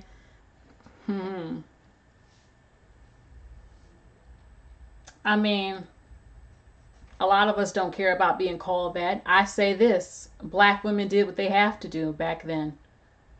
It's you who people will look at as, why did your woman have to do all this to survive?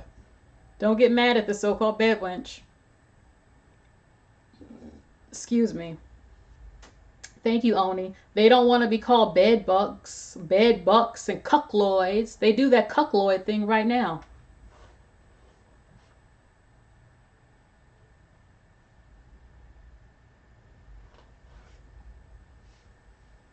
Okay, so come on and call in. Those who was calling in, come on and call in.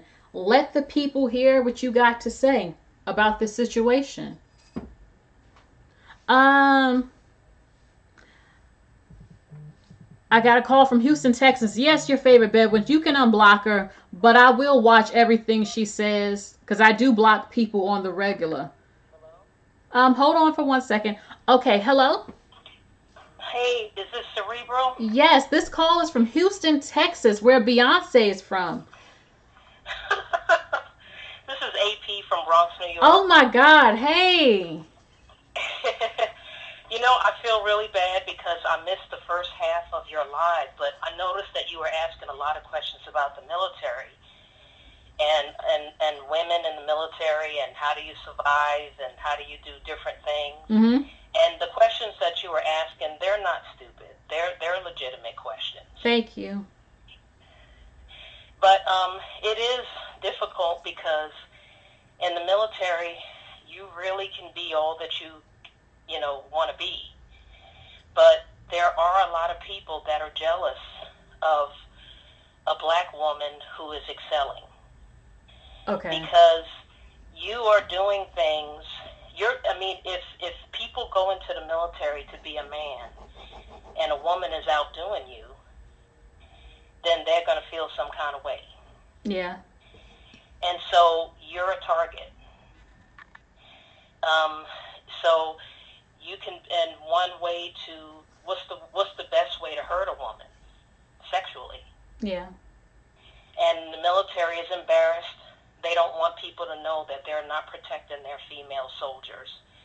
So sometimes some of the women just, go through whatever they go through, and they just keep it moving. Another thing that is why you keep seeing all these, this is just a theory, but the military kind of wants you to be a lifer, and they make it very comfortable for you financially. When you're in the military, everything is free.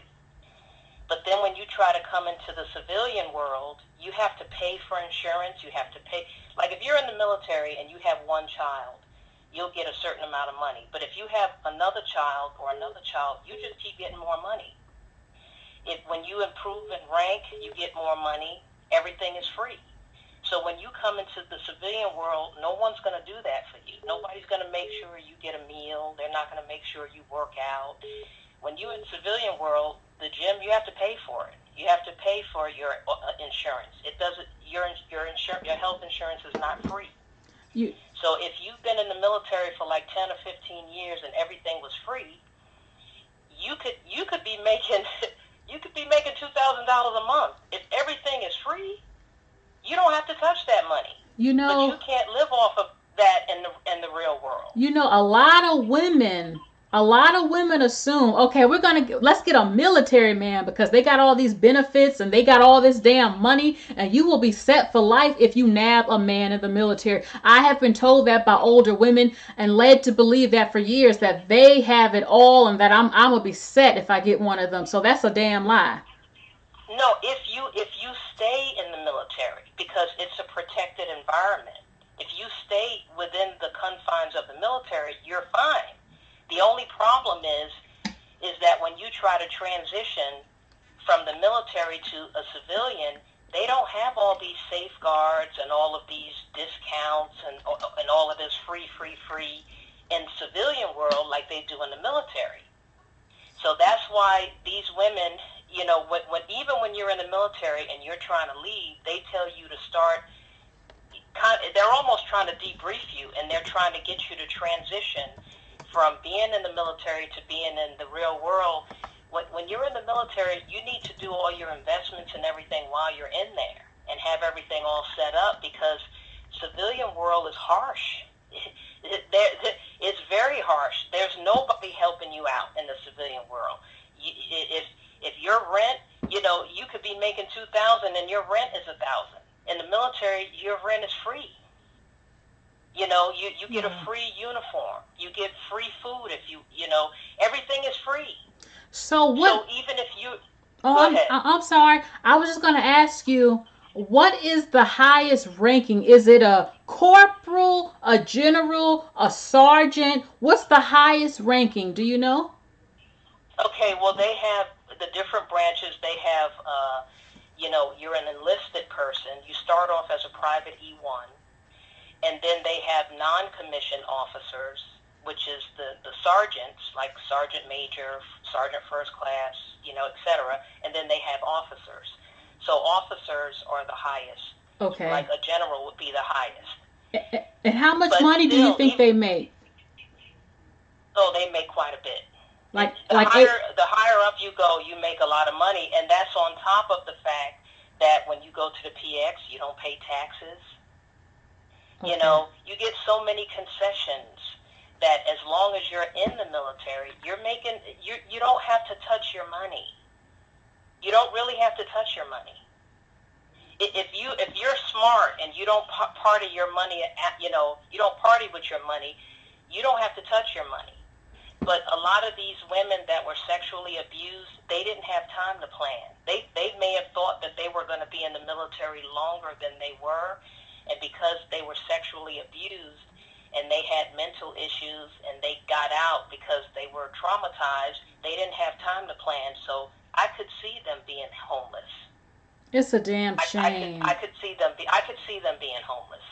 It's a disgrace to me. I just don't believe veterans should not be helped by the government after what they do. They want you to stay in. They don't have like a smooth transition program for you to come out where it's a drastic difference in lifestyle. It's a drastic difference. Even when you have a civilian jobs are not like military jobs. In the military, you work as a team, and in civilians, you work as an individual, and it's kind of dog-eat-dog in civilian jobs. And so even making a transition between being a military person that's used to helping people and being in the civilian world where it's every man for himself, it's a huge culture shock. And it's a huge culture shock. Is the Navy similar? Is the same type of setup, you think, as the Army? As a woman, people said that the Navy is easier for women, but I was in the Army, so I wouldn't know. How long were you in the Army?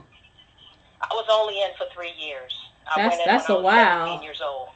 How old were you? I went in when I was 17. You were 17? Yeah, I was 17. I had to get signed in by my mom. Girl. I went in the September, and my birthday was in November, and I turned 18 in November. You weren't afraid? I left because I was, you know how you're a reliable kid, and your mother depends on you for everything, and the other kids that ain't doing shit, they get a free pass. That's what was happening. I was living in a household where I was doing everything, and I was working and going to school, and I was being treated, I was being ignored, and the ones that were bums were just living off of everything I was doing, and I just got tired of it, and I joined the military. So when you joined the military at 17, they send you somewhere because, maybe you're not driving or anything. They just send you, and they give you a salary?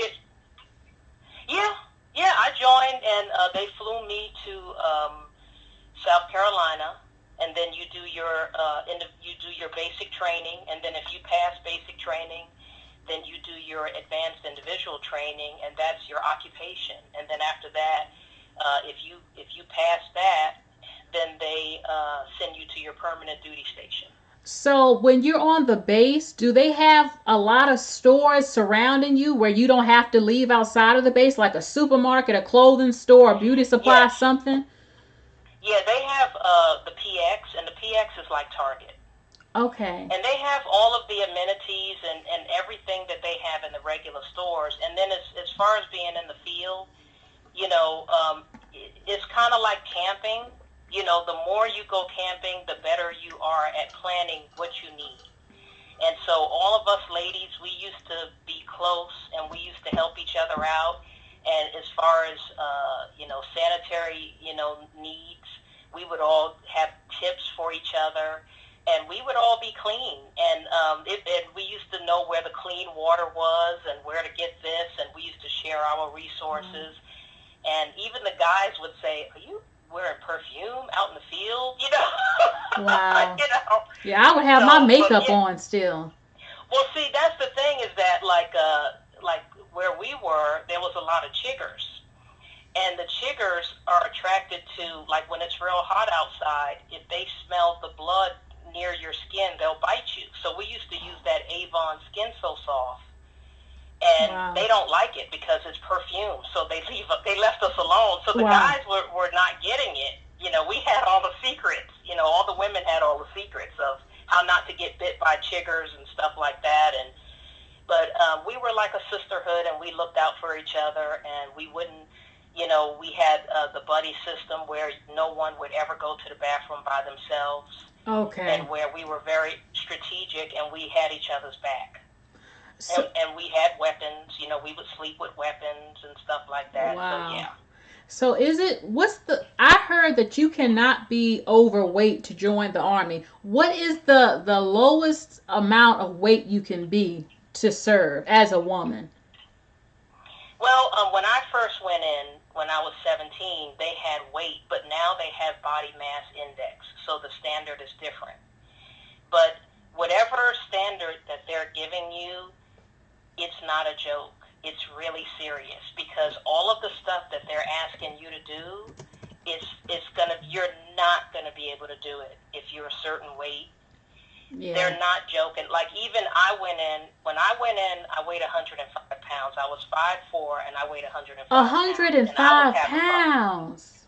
I was having problems because when I had to do those ground exercises and I had to low crawl and go underneath the barbed wire fences and stuff like that, I was bony and skinny like olive oil. Oh. So when I would go, I was getting torn up by tree branches and stuff like that. I had to force myself to eat. And I gained 20 pounds of muscle because my body was being torn to shreds because I had such a skinny frame that my body had not enough meat on it to keep me from getting stripped when I had to do ground exercises. So I had to gain like 20 pounds of muscle. Wow. Damn. Just to survive, because I mean, you have to have that 40-pound backpack on your head. The boots are 10 pounds. You have to wear that metal helmet. You have to, you know, your weapon is 10 pounds. You have to have all that on you when you're marching. And, you know, when I was 105 pounds, the straps would be digging into my skin, and I was just miserable. I had to gain weight just to survive. I was being torn to shreds. Damn.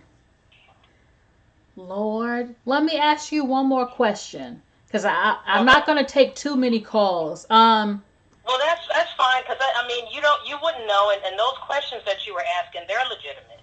Thank you. When you were out of the Army, do they help y'all find jobs extremely fast? Because what do y'all do? I mean, a lot of people who go in the military didn't go to college. I heard they pay for your college, but once you leave the military, what do you do and who helps you? I wasn't, unfortunately, for some of those other people, I was not in the same position as them. When I left the military, I transitioned and went and moved back home. I was still young. I moved back home with my parents, and then I stayed with her until I saved up enough money to get a place of my own. But on your resume, when you put that you've served the military, does it help you do jobs, hire you very fast because they're like, oh, she was in the military? It does help you because sometimes they have quotas. And by me being a black person who is a female who's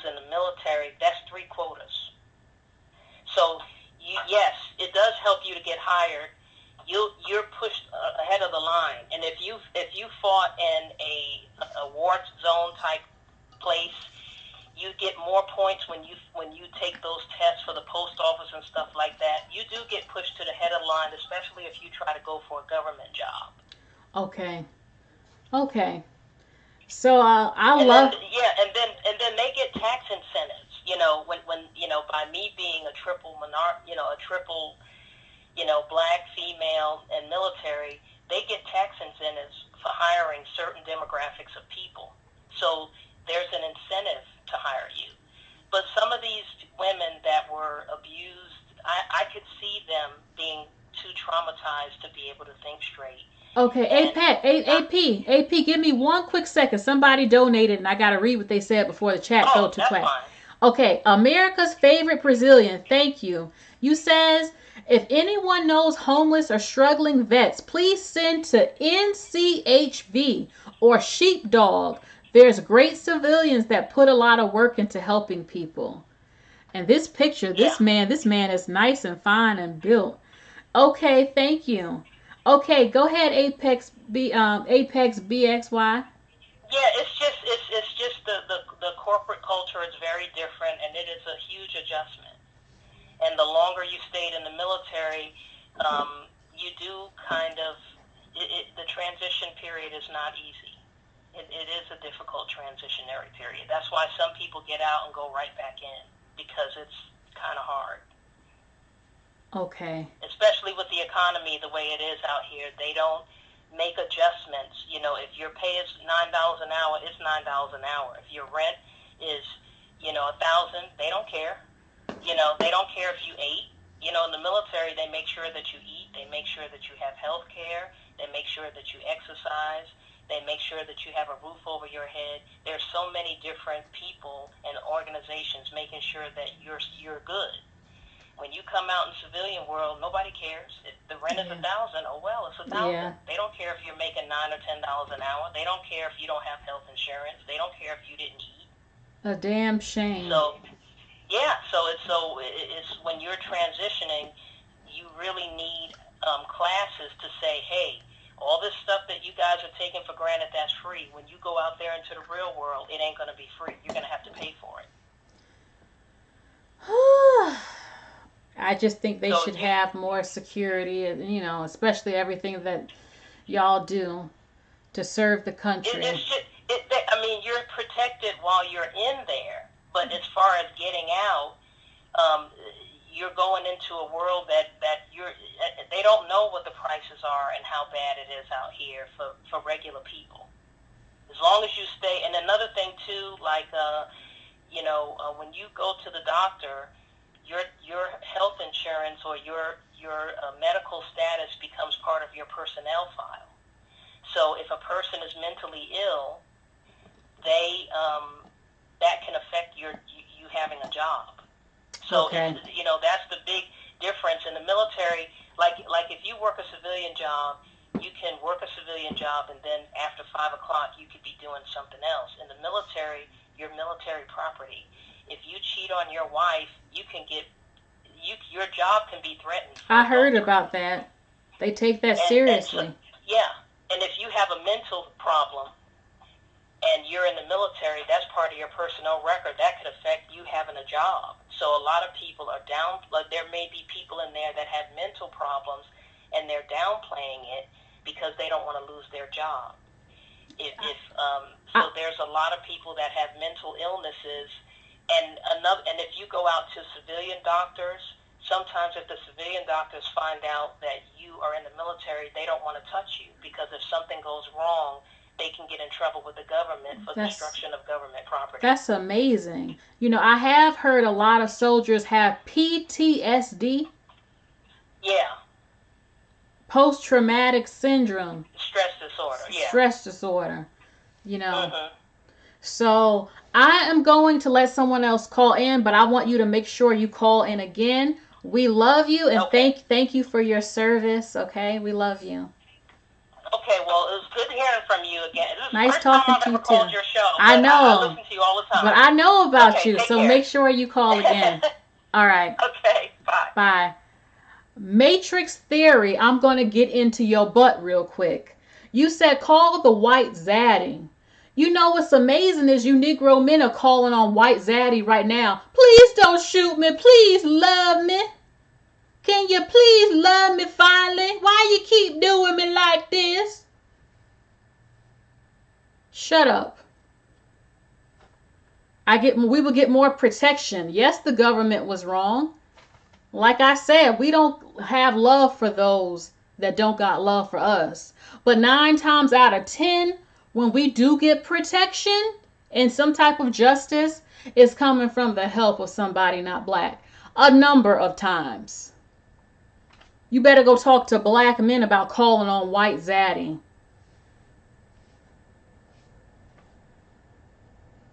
You didn't even probably watch this live to even know what the hell was being talked about earlier regarding these two people. But you ain't gonna ruin this live. So, anybody else want to call in? I think I'll take 2 more calls regarding the case of Lavina Johnson and Christopher Dean.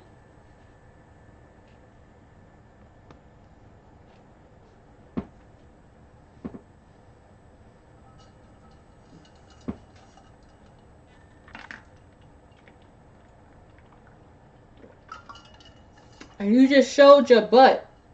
You couldn't even have empathy for this black girl raped up and killed.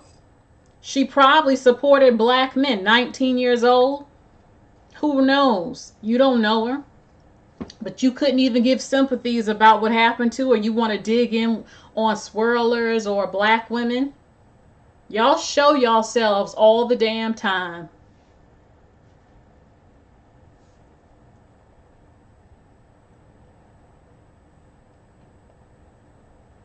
And the white man justice system, while it failed Lavina, it looked out for Christopher Dean's baby mama or wife who's a black woman by putting all those Negroes in jail for life.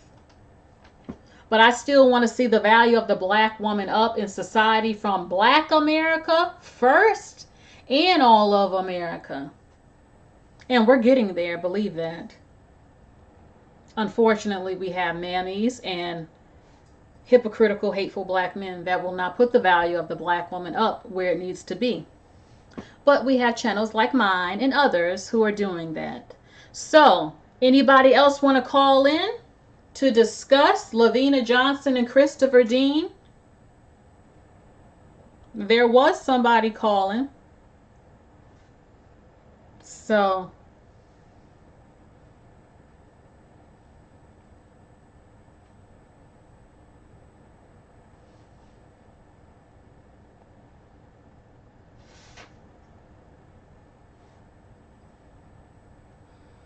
I'll give it 5 more minutes. If I don't get a call in 5 minutes, then I think I'll just take the phone lines down.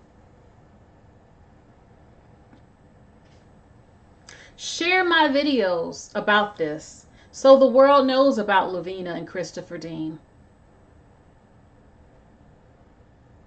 I will always keep you updated on the black women murdered this year as I did the other week.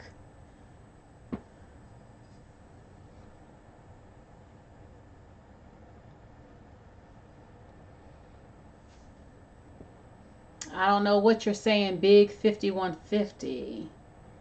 She said, but okay.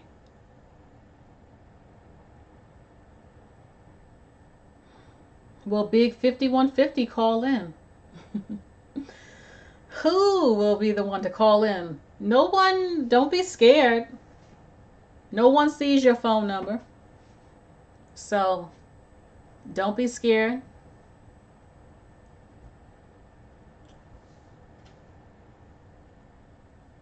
A0AO wants a quick recap.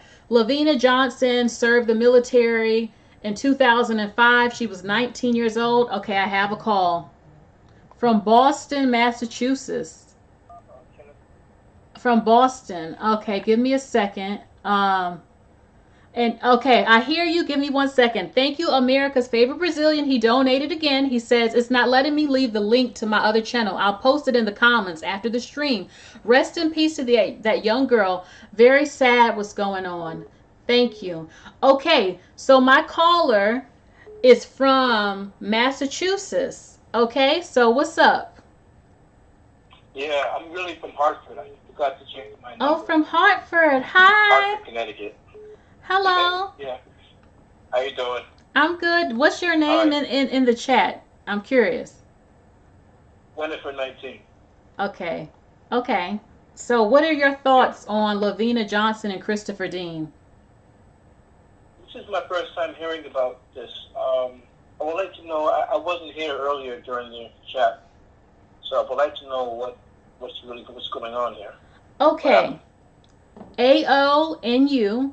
Lavina Johnson was 19 years old in 2005. As soon as she got out of high school, she signed up for the army and she was deployed to Iraq. She was only there for 8 weeks, where she was found in her tent.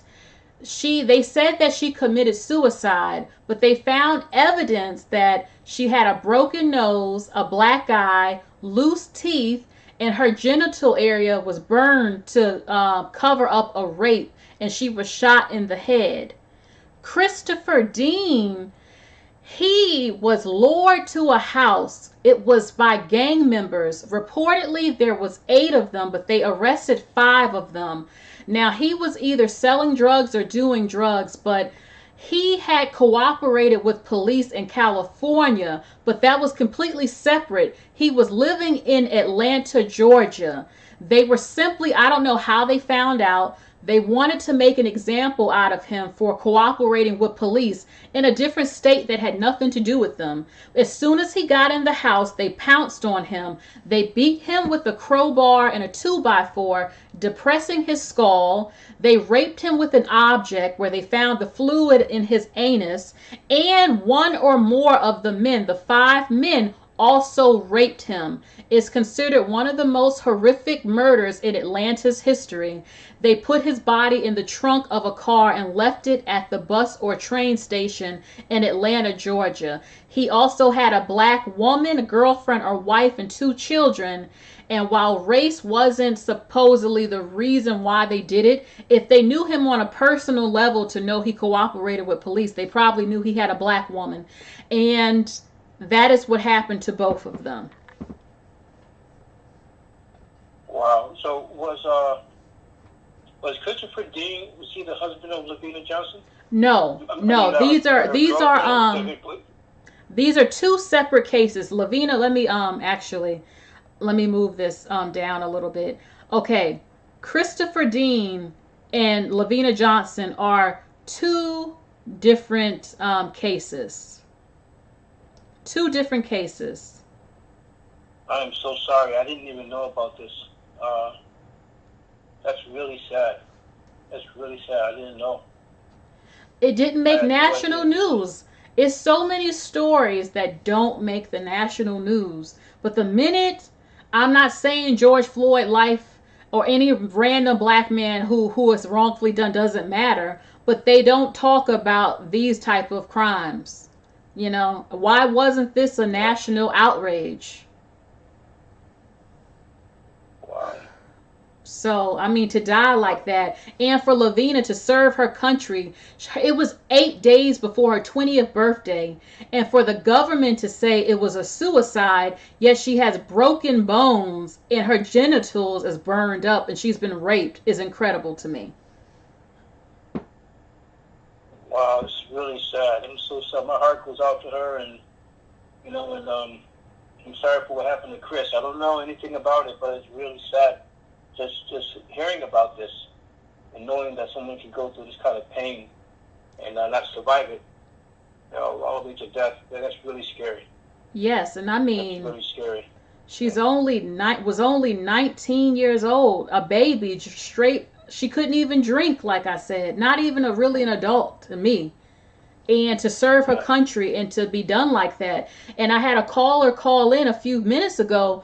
She was in the army, and she says that it was a commanding general that they said supposedly did it. They said that he was charged with adultery. What? Yeah, he was supposedly charged with adultery and not rape, and that he was sleeping with other women without in the unit or whatever. but I don't know how true that is until I research it. But either way, this girl fought for her life. I mean, to break her nose and almost knock out her teeth is terrible. Only there for 8 weeks, and for something like this to happen is insane. Yeah. So yeah, it's really sad. Our brothers need to step up. Yeah. You know, I heard what you were saying earlier. It's not right for brothers to be saying anything about that. I mean, knowing what she's been through, and to hear, just to see brothers talk or chat, the things that are going on in their brains, in their minds, how we are so callous to what's happening to say things like that. That's crazy. It's not shocking, believe me. I've had men wish death on me recently, and but why would they do that? Because I support the swirling for black women. I also support black women in healthy relationships with any man, including black, which some people don't agree with me about that, but I believe the black woman should be open to dating all races of men. And I call out the toxic parts of the community, the way people are tearing up shit for George Floyd, but yet little girls and boys have been raped up and women murdered, put in refrigerators, the 2 sisters thrown off a damn bridge the other week, and that no one cares. It's only for the moment and for these celebrities to be popular and all that stuff. They have never shown this level of outrage for black women. And even people not black, certain stories are swept under the damn rug. I mean, there were 2 sisters that were thrown off a bridge last week? I would say almost a week and a half ago. They were not even out of high school. And the killers, the men they believe that did it are black. And their car was missing. I don't know the relationship between them, but they had bags over their head. I believe they didn't say it, but most of the time the men raped the girls. And they were thrown over the bridge. This was in Rome, Atlanta, Georgia. And there hasn't been an outcry for justice for these teenage girls at all. Nothing. I didn't hear a damn thing from the black community that swears to God they love black women. Bunch of bullshit. It's like that case in Chicago with that Kanika. What was it? Kanika. I don't know if you heard about that case. But same thing happened in Chicago with she went to a party. She's a very nice girl. Very nice girl. You know, great personality, but she had a lot of jealous friends. And you know, her friends had something to do with her death. I mean, they set her up to be killed at a party. I didn't hear about that. Like Kanika Jenkins. Kanika Jenkins? Kanika is, yes, Keneka, and Jenkins. It's spelled Jen as in Nancy, Kins. Okay. You don't hear a lot. That's a really sad case. I mean, I've been studying that case for a long time, and no one's coming forth with it. And they're saying that she was they set her up to go into the freezer, and she fought for her life. I think I heard about that. I did hear about that when that happened. And there wasn't a national outcry for them at all. You know, nope. Black life don't matter to black people when it's a black person killing up another black person. And that's what disgusts me. But yet we get mad when Nancy Grace and Fox News and CNN. Why they keep putting white women on the TV when they get killed up by the white man or somebody? They always on TV. They so important. But yet when we get our butts killed by black people, we ain't important. It ain't no outrage. Man, please. Yeah. So I'm curious, what is your ethnicity? I'm black. I'm what they call black. I don't like using that term, but I mean, I'm African American. I was born and raised here. But my mother, she's from Boston. She was born and raised in Boston. My father's from Connecticut. But my mother's father is from Trinidad. Okay, I love some Trinidad doubles. That is one of my favorite things. Yeah. You know, I have Jamaican heritage, so. Yeah, I have that in my family too. Okay. Jamaica as well. My great grandmother, she was Sarah Carter. She was from Kingston. Okay. Kingston, Jamaica. Yes, my grandfather and grandma was from Kingston and Manchester. So, Yeah. okay, so I'm not going to roast you for you calling just because you're a black man. I appreciate your call and you sharing your sympathy and empathy for Lavina and Christopher Dean. So I'm going to take the next. Want to mention, yeah, oh, go ahead. I'm I sorry. just wanted to mention this one thing that, there's a lot of these guys like us who are very caring, honest, hardworking, intelligent black men out there who really care for you sisters, but we're being blocked from even, like, they make the social connection between you and our sisters out there very difficult for us. They block us a lot. Really? Because I see black women praising black men every day, all day, and black men could come right on their channels and talk to them on Instagram, on YouTube, on Lipstick Alley, and all these other forums. I mean, there's way too many black women wanting and worshiping and begging for the love of the black man that y'all could have a field day in the so-called black community.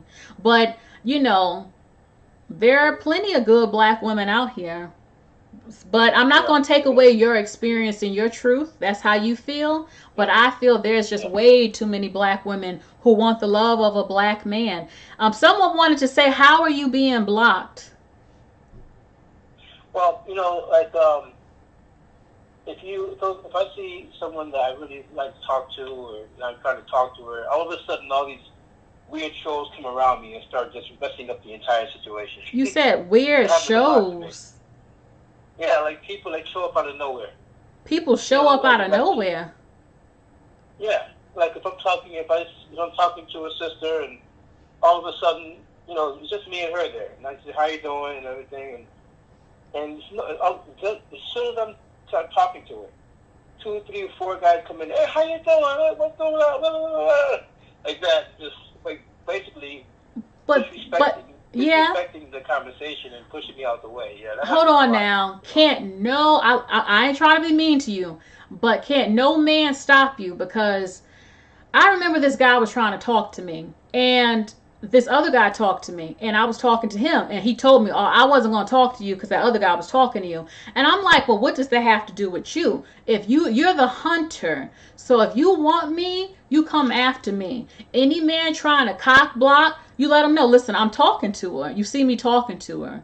Back up. Yeah. And finish talking to her, because a woman. Yep. A woman, we love a real woman. We love confident men. He'll let them know, listen, you see I'm in the middle of a conversation. I'm talking to her. Hold on for a second. She can talk to you, but until I'm finished. And let her know, I want to talk to you. What's your name? I would like to take you out and get to know you. Let me get your number. If you don't mind, get her number. Do whatever y'all do. But don't let no other man stop you from getting what you want. Don't let them punk you like that, So... Yeah. All right. So I want you to call back in the future if you want to. Yeah, great talking to you, and I really appreciate that. I really do appreciate talking to you, man. Thank you. Thank you. All right. Bye. All right. Okay. Okay. I think I'll take the last call. Somebody was calling from New York. New York. Come on and call in. Yeah, y'all going in on him. Some of y'all. Okay, KT says no, cock blocking is real. But a man is different. Y'all in the battle for that woman. It's bull after bull. Get them horns. Nah, I'm coming for her. I don't give a damn. If a man wants you, nothing will stop him. Not even another man. Let the competition happen. Let it come on then. I'm coming for her. If he really wants her, because that's the nature of a man, a hunter. Okay, I got a call. This is the last call from New York. All right. Hello? Hi, Cerebro. Hi, Cerebro. Hi, who's this? This is Eve. Hey, Eve. St. Lucia. Oh, my God, girl. We all know you. We all know you. Okay. Girl. Okay. Let us know. What do you have to say about Lavina Johnson and Christopher Dean? Well, the military is like this, because I went in, actually, I was older when I went in. I waited until I was almost 30 to go in. So I already knew I was a grown woman already, and there was nothing. You know, they can't. It was just impossible for them to play games with me like they do with the younger kids. Okay. Because I'm already grown, and I grew up in New York City, so you know I got played over and over until I learned. New York City is rough. Yes. Okay. So anyway, they sweep a lot under the rug, and if it's not brought out to like, excuse me, where it's documented, because each base has like a CO, right? There's a CO of the base, which is like, this is the person that's over the entire base. They lay out the law for the entire base. And then you can have smaller commands on the base that have they have like, how do you call it? Like they have like say a regional manager, and then you have the big boss, which is corporate. Okay. So it's kind of like how they do things out in civilian life, you know, where they have a CEO, a manager, a supervisor, regional manager, things like that. So it's broken down the same way, but you got a CEO, you got a master chief, you got it's for each service is different. But anyway, so, you know, you make a complaint on the base, and then they try to cover it up. Really? You know, and then, yeah, they try to cover it up. So what you have to do is you have to go above them. And then they get mad at you, and then they try to retaliate against you. But then they have all these policies that say you can't retaliate against someone. But they always do. You see how? So they it's don't crazy. Play fair, so you cannot play fair with them. They want to protect their reputation so bad? Yes. So what you have to do is you have to find above them. Like for the medical field, you have to speak to IG or Bureau of Med. So if you have to get something past the base, you have to go above them. And they don't like that, so they'll retaliate against you. They'll write up all kinds of things against you so they can discharge you. So they do the same thing they do out here in corporate America. But once you have a record of something, you have to understand how to get beyond them, who to talk to beyond them. You could talk to your senator, you could talk to your House representative, you can let them know what happened, and they will push for you too, so that your case can be investigated and find out why these people did these things. Because there has to be checks and balances, because these people abuse their power like they do out in the world. They abuse their power. And in there, they like to cover things up. And I'm grown when I went in, so I was like, no, you're not going to pull this on me. Yes. But they were playing dirty, I played dirty back. So it's a record of what they did to me beyond them.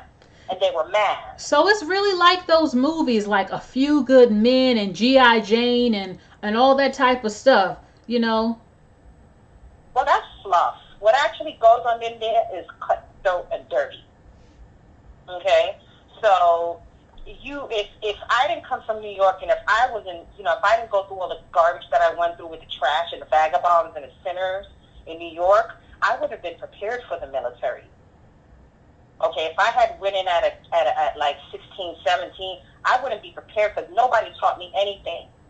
I had two parents at home that just knew that I was just ignorant, and they never taught me anything. Your child's going to be ignorant if you're not teaching them anything and you're just calling them names and insulting them. I don't know what kind of parenting these people thought they were doing. But anyway, so I wouldn't have been prepared for the military if I was, you know, because I was in New York. I had this horrible attitude from everything that's going on at home with my family and the insults and the beatings. And then to go into the military, I wouldn't have been ready. So as an adult woman going into the military, I was more ready. Because by then I was able to understand a lot more, because it took me a long time, because my parents wouldn't teach me nothing but called me ignorant. This is what Jamaican people do. They don't teach you anything. They expect everything to absorb into you as a woman.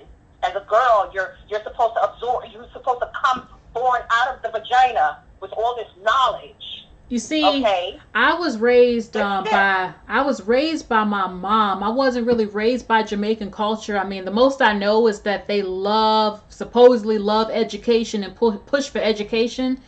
But you know, this is your experience. Tell me, what year did you join the military, and why did you join? I joined in 2007, and I joined because all throughout my life, wasn't. It's hard to keep a job in New York when you know you have. Okay, so you have. Okay, so I'm really good looking, and as I'm getting older, I'm still good looking. And as a young female, you know, working in New York City with these females that are just, they look like dogs by the time they're 25. I'm not going to say who they are, but, you know, they're upset with you for anything you do. You know, as a black female, you have to be perfect. And if you're good looking, you better be exceptional. You better never make a mistake. Okay, so I got fired from jobs a lot because I'm not perfect. Okay, and I can't help it if the males find me attractive, and that pisses off, you know, the haggardly looking female. Oh, I was about to ask you that. I was about to ask you that because I know I've had this happen to me, ganged up by 12 women on my damn job. But I know I was going to ask you in the military. Yeah, that happened to me in the military with black females, and the insults started again because that's how black females are. All they do is talk about each other and insult one another. And if you do it back to them, then you're the monster. Oh, but yes. They can do it to you. When I retaliated... I'm sorry. No. What happened? What did you say? When I retaliated against the women against me, they jumped up because I wasn't going to have it. They thought I was going to stay quiet and I was some punk. Yes. And when I jumped back at her, like that. Yeah, I'm not like that. They jumped up saying, she getting fired. We're going to get her fired. Yep. I'm like, but you were attacking me. That's what they do. Putting tacks in my drink, breaking my headphones, talking about me behind my chair so I could hear it. And I wasn't a punk with it. I went to HR and they threw a fit because you're not going to make my life hell and harass me. I will go to the so-called white man on your ass. Now, even with you being good looking, I'm sure, were you afraid of possibly being raped in the army, being a good looking woman? Oh, no, because I had already been raped when I was 12 by a Negro male, a big gorilla looking Negro male.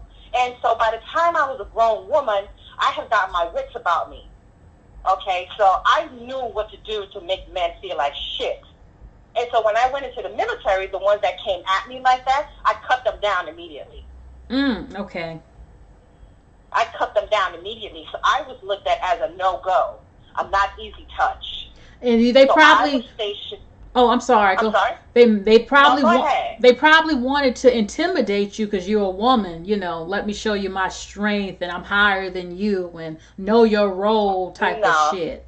Yeah, that didn't work with me. Even my master chief, you know, I just didn't find these people. When I was at boot camp, my master chief was black.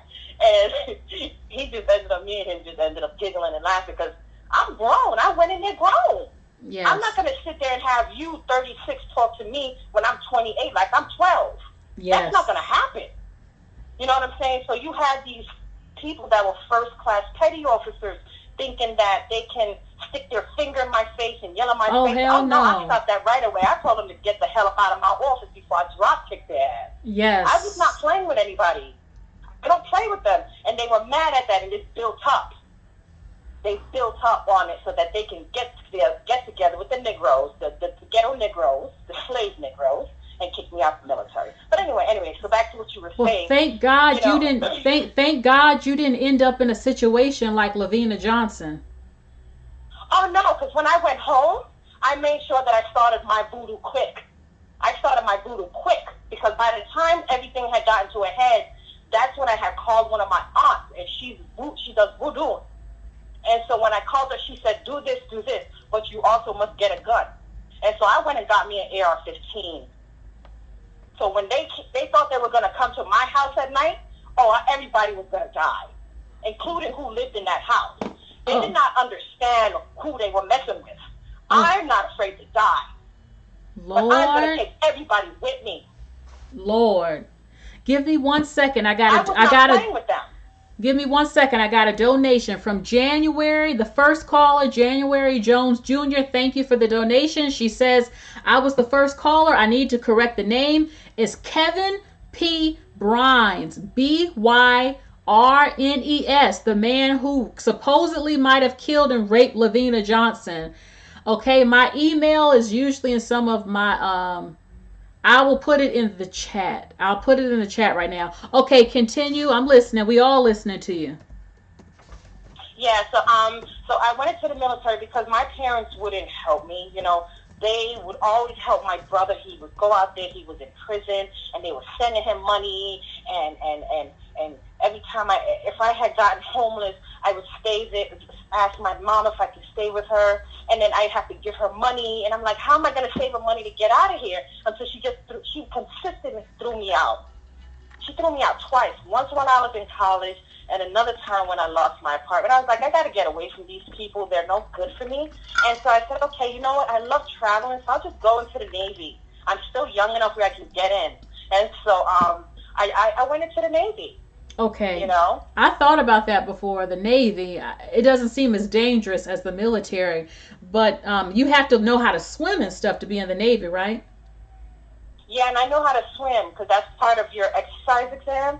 And I just went underwater under all of the people that were swimming like they were wild animals, because you got wild animals in there that are masquerading as humans. I just call them wild animals because they're pathetic. Anyway, I would swim under everybody, and they told us to jump off and cross your breast. I did a double somersault in the fucking air and then landed in backwards. Okay, because I did swim club. I was on a swim team in college. So I love to show off in the water. Okay. So, I mean, I can do the doggy paddle. I'm okay with swimming. I swim better underwater, but yeah, that's what I like, to be underwater. And then I failed it, and then I had to do the exam again because they were like, no, you went underwater. You got to stay above water. I was like, oh, crap. Of course you can swim if you're underwater, and you end up from one side to the other. Of course you can swim. But anyhow, so, you know, I had went into the military because I had no one to help me. Like, even now, I help my parents, and they have not even given me anything to start my life as a young woman. You know what they gave me? Thrown out on the street. See, and then I go somewhere with a friend of the... No, I'm listening to you. I'm gonna go ahead, but keep talking. I'm going to tell you what I got to say about that. Oh, okay, yeah. So, you know, my own mother kept throwing me out in the street. I'm just done helping people. I do not care anymore. I'm tired of how black people treat each other. You try to help one another, and, you know, my mother would say, oh, if we only had unity, if we only had unity. Yeah, the unity is you taking my money. So unity is her getting my money, but guess what? She's screwed because as she get old, she doesn't get another dime. A great country can help her through her old age, because I am not giving anybody of the black race another dime again. A lot of black families that preach black unity, families are fucked up, you know, and they always say charity begins at home, and a lot of them, they just full of shit, you know. A lot of them are full of crap, and when you talk about you wasn't given help, there are so many. I don't believe in just kicking the child out at 18 and you haven't trained them, you haven't helped them. A lot of black families are dysfunctional, and they don't set up things where these white children have homes that's being passed down to them, businesses in their name, a fund with the Gerber family thing where when they were born, they were putting money into it, and when they're 18, they have tuition, they got money. They help each other, and white supremacy ain't got shit to do with morals and value and family structure. It doesn't, because all this time my dad came from Jamaica with a skill. He could design clothing just by looking at a drawing. My grandma was like that. Came to this country, My grandma was like that too. You know, this man came to this country and didn't even start his own label. All these years this man been in this country, he didn't even do it. I mean, I was like, now that I look back at everything, I'm like, oh, God. And he had the nerve to insult me? You know, if you think about it, these people, these parents that come from other countries, they owe their children their life. Let me tell you why. Because if it wasn't for that child that busted through their pussy, they wouldn't be able to stay in this country. Hence the term anchor baby. Oh, yes, I've heard of that. These parents are ungrateful. They're ungrateful. Don't you ever, if you are an immigrant person and you are in another country because your parent fled their country because they're cowards, they are. They're cowards. Okay? You couldn't stay and fix your country. You fled to another country, and you had a child to help you stay in that new country. You should have gratitude to that child. These parents are very ungrateful, and it's time for children to say, you know what? I already did enough for you. By being born, I helped you escape your country that you failed to fix. You know, I did hear some of these countries, they flee because of war, and they're trying to kill up everybody, so they escape out the country. I don't know, with the Cubans in Florida, Castro or somebody, they jump on them makeshift boats. And they could have stayed there and fixed their country. They could have stayed there and worked with their people to fix their country or deal with it. Because that person that's doing those wars and those killings up are their own people. Their own people. They are cowards. And I was sick and tired as a child of hearing these people say, oh, you're ungrateful, you're ungrateful. Nobody wants to hear that you're a child. No one, you shouldn't say that to your children. But now that I know and I realize things, I'm like, no, you're the ungrateful one. You should have been sterilized and sent back to your country. You got a lot of women, I'm sorry to say this, especially old school ones. They think, well, I pushed you out my coochie and I gave you a roof over your head and that's all I had to do. And that makes me a wonderful parent because I didn't abort you. And, you know, I'm like, it takes more than that. It takes more than that. And, you know, even though your parents did that, we all will tell you we appreciate your service and sacrifice and what you did for the country. Yeah. Just I want anyone to know that if they're going to the military, I mean, I don't think any branch is easier than either branch. It's all about how you understand how to use that system, okay, and when you need to say, okay, well, don't. One thing a person told me was when everything happened, he said, don't argue and fight with them. Stop it. He said, if you go in front of their panel, don't argue and fight. Don't let them see your cards. Work behind the scenes. And that's what I was doing. I was working behind the scenes. You know while what? They were throwing everything on my... Go ahead. Eve St. Lucia, as I recall, weren't you the woman who said that you cut off your mother? I cut them both off. And my brother. Okay. I cut them both off, all of them off. I'm done. I can't do it anymore. I'm the one who gave them $20,000 and that was it. $20,000? Wow. Yeah, and these people never gave me anything but throwing me in the street. Took my money when I was trying to save them to leave. Yeah, so this is the type of people they are. This is why they don't deserve anything. Let them just stay over there and hope that they can live in their elder age on their own, because I am not wiping anyone's ass. They better hope the state comes in to help them, because I am not. Talk about ungrateful. These people are ungrateful. So did you have one of those being Mary Jane situations with Gabrielle Union where your family depended on you for everything? Well, they couldn't because I was thrown out in the street. Okay. Damn. They couldn't because they kept throwing me out in the street. And unless I would give them money if I'm staying in their apartment, I would be out in the street again. I had to make sure that I got my own apartment. And after I had lost my last apartment and I was going to go to nursing school, I just said, you know what, to hell with it. I love to travel. Because I had finally gotten this one apartment. It was not that great. And I finally had a roof over my head that I had maintained. And I had gotten a job that I was there for over 2 years. And then this old haggard white thing started bothering me. And of course you had the other little ones in there lying on me. I mean, it's disgusting how people sit there and lie on you. They just lie and attack you because they're so nasty, old, raggedy, and jealous. Okay? So after that, I was like, look, I can't be homeless again. I have no one to help me. It's a damn shame. I'm my ass down with some man to get a few dollars to pay rent. You know what? If you can't marry me, then I must go do my own thing. And if you had to resort to sleeping with a man to survive, the same community will call you a hoe and say you ain't no damn good. A woman, a girl is different from a boy. You got to protect them. You know, we should have somewhere to go to as black women, and you find out real early you don't have nobody but your damn self or your mother or father if you're close to them. But it's terrible the situation that so many black girls from all over the globe are in.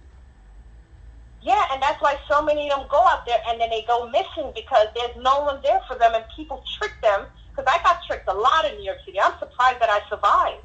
You know, and I come home and tell these pathetic parents of mine, and, you know, there's nothing there. They won't teach me anything. Look.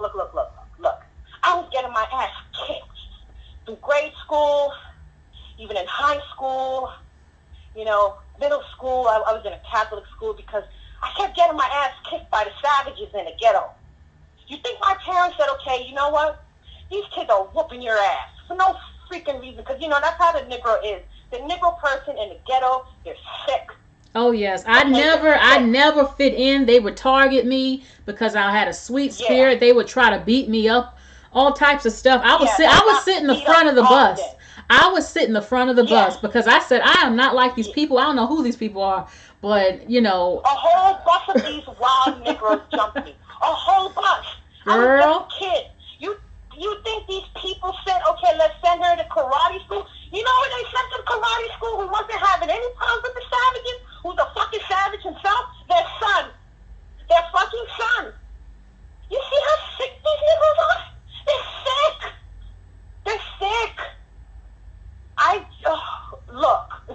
Look. It came to a point where I said to myself, is either I am going to lose my mind dealing with these people. I try to give them money so they will go away, and you know they still can't stop calling me. I had to spam their number. I'm going to change my number for them, leave the country. I am so sick of the Negro. I am so sick of them as a collective. It's just insane. I've never thought a person could be so disgusting. You know, people in the chat, some people are saying, well, one person said they think you need some therapy. And another woman said, you are just tired. You're tired of the BS. I am. You know, it got into the point where I just said, I'm done with them. I'm done with them. I can't. And therapy, you know, you go to therapy and it's either, I don't know, something about that, because the VA does provide therapy. You know, that you go to see a psychiatrist or a psychologist, etc. And somebody left. It's not really that helpful. It really isn't. Well, we're like therapy on here on YouTube in a way, you know. Somebody left in the chat, you know, this is how Caribbean parents are. You know, my father's father, my grandmother died when he was a little boy.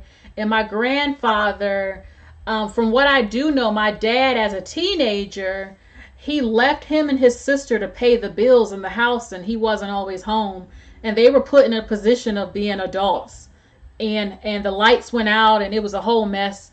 I mean, I don't know. But Eve St. Lucia. I'm glad I made it through. Yes. I'm glad I made it through as an adult. And I just want them to leave me alone. The Negro mind is like this. It can't process. Go away. Leave me alone. This is what they can't process. You don't want to be bothered with them. It's like it's like, I don't know. You know how many times I have told a black woman, leave me alone. Just leave me be. And she can't? Those are like curse. No, listen.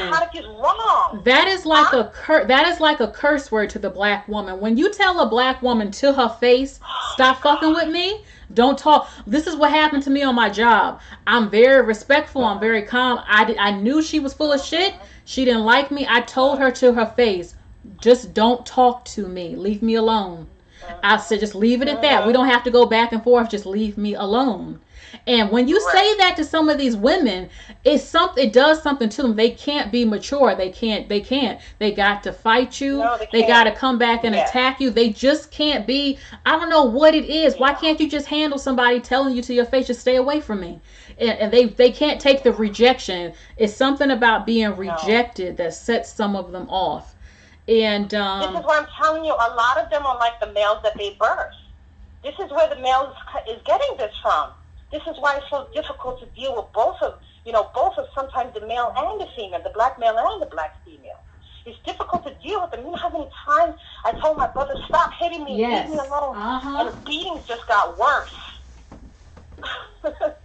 Girl, I don't know. It gets to a point where you're just sick. Aren't you sick?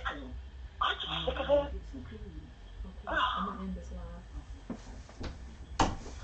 Oh. I don't know. Yes. I can't hear you anymore. So. I'm here. I'm right here. I can hear everything you said. But this is the last call. I'm going to get something to eat. I had my hypnotic earlier, which is gone. This liquor drink that was damn good. So make sure you call back, because I always see you in my chat. I know about you.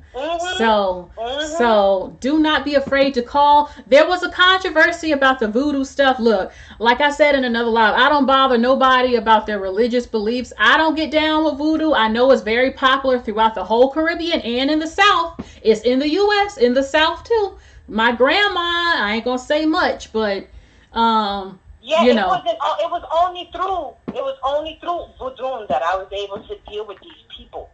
It really was, because I mean, the spirits that I have to call on to fight these people, because I don't like fighting.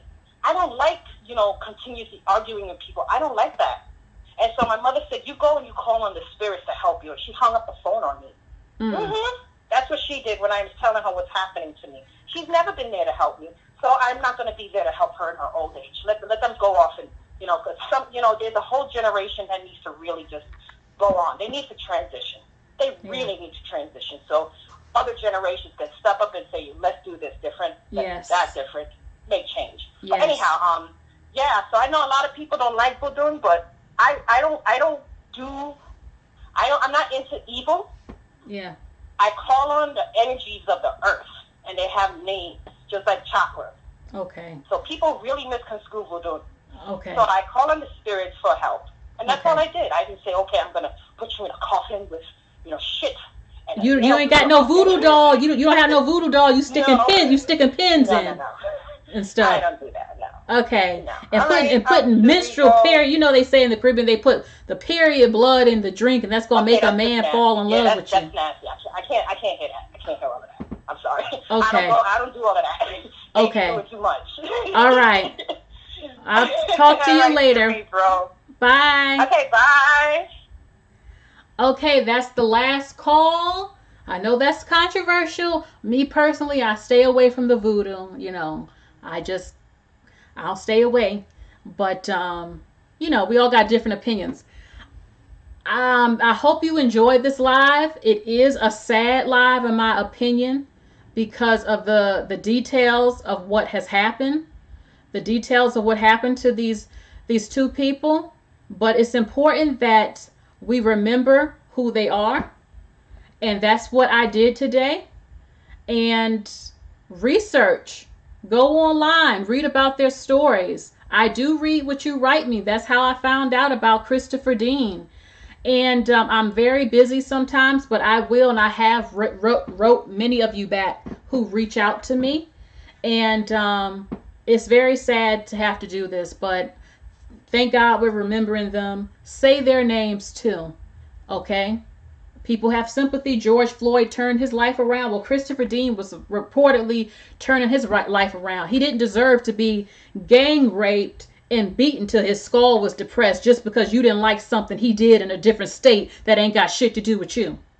Lavina Johnson didn't deserve to have her nose broken, a black eye, loose teeth, and her vagina and ass burnt up to cover up a rape at 19 years old.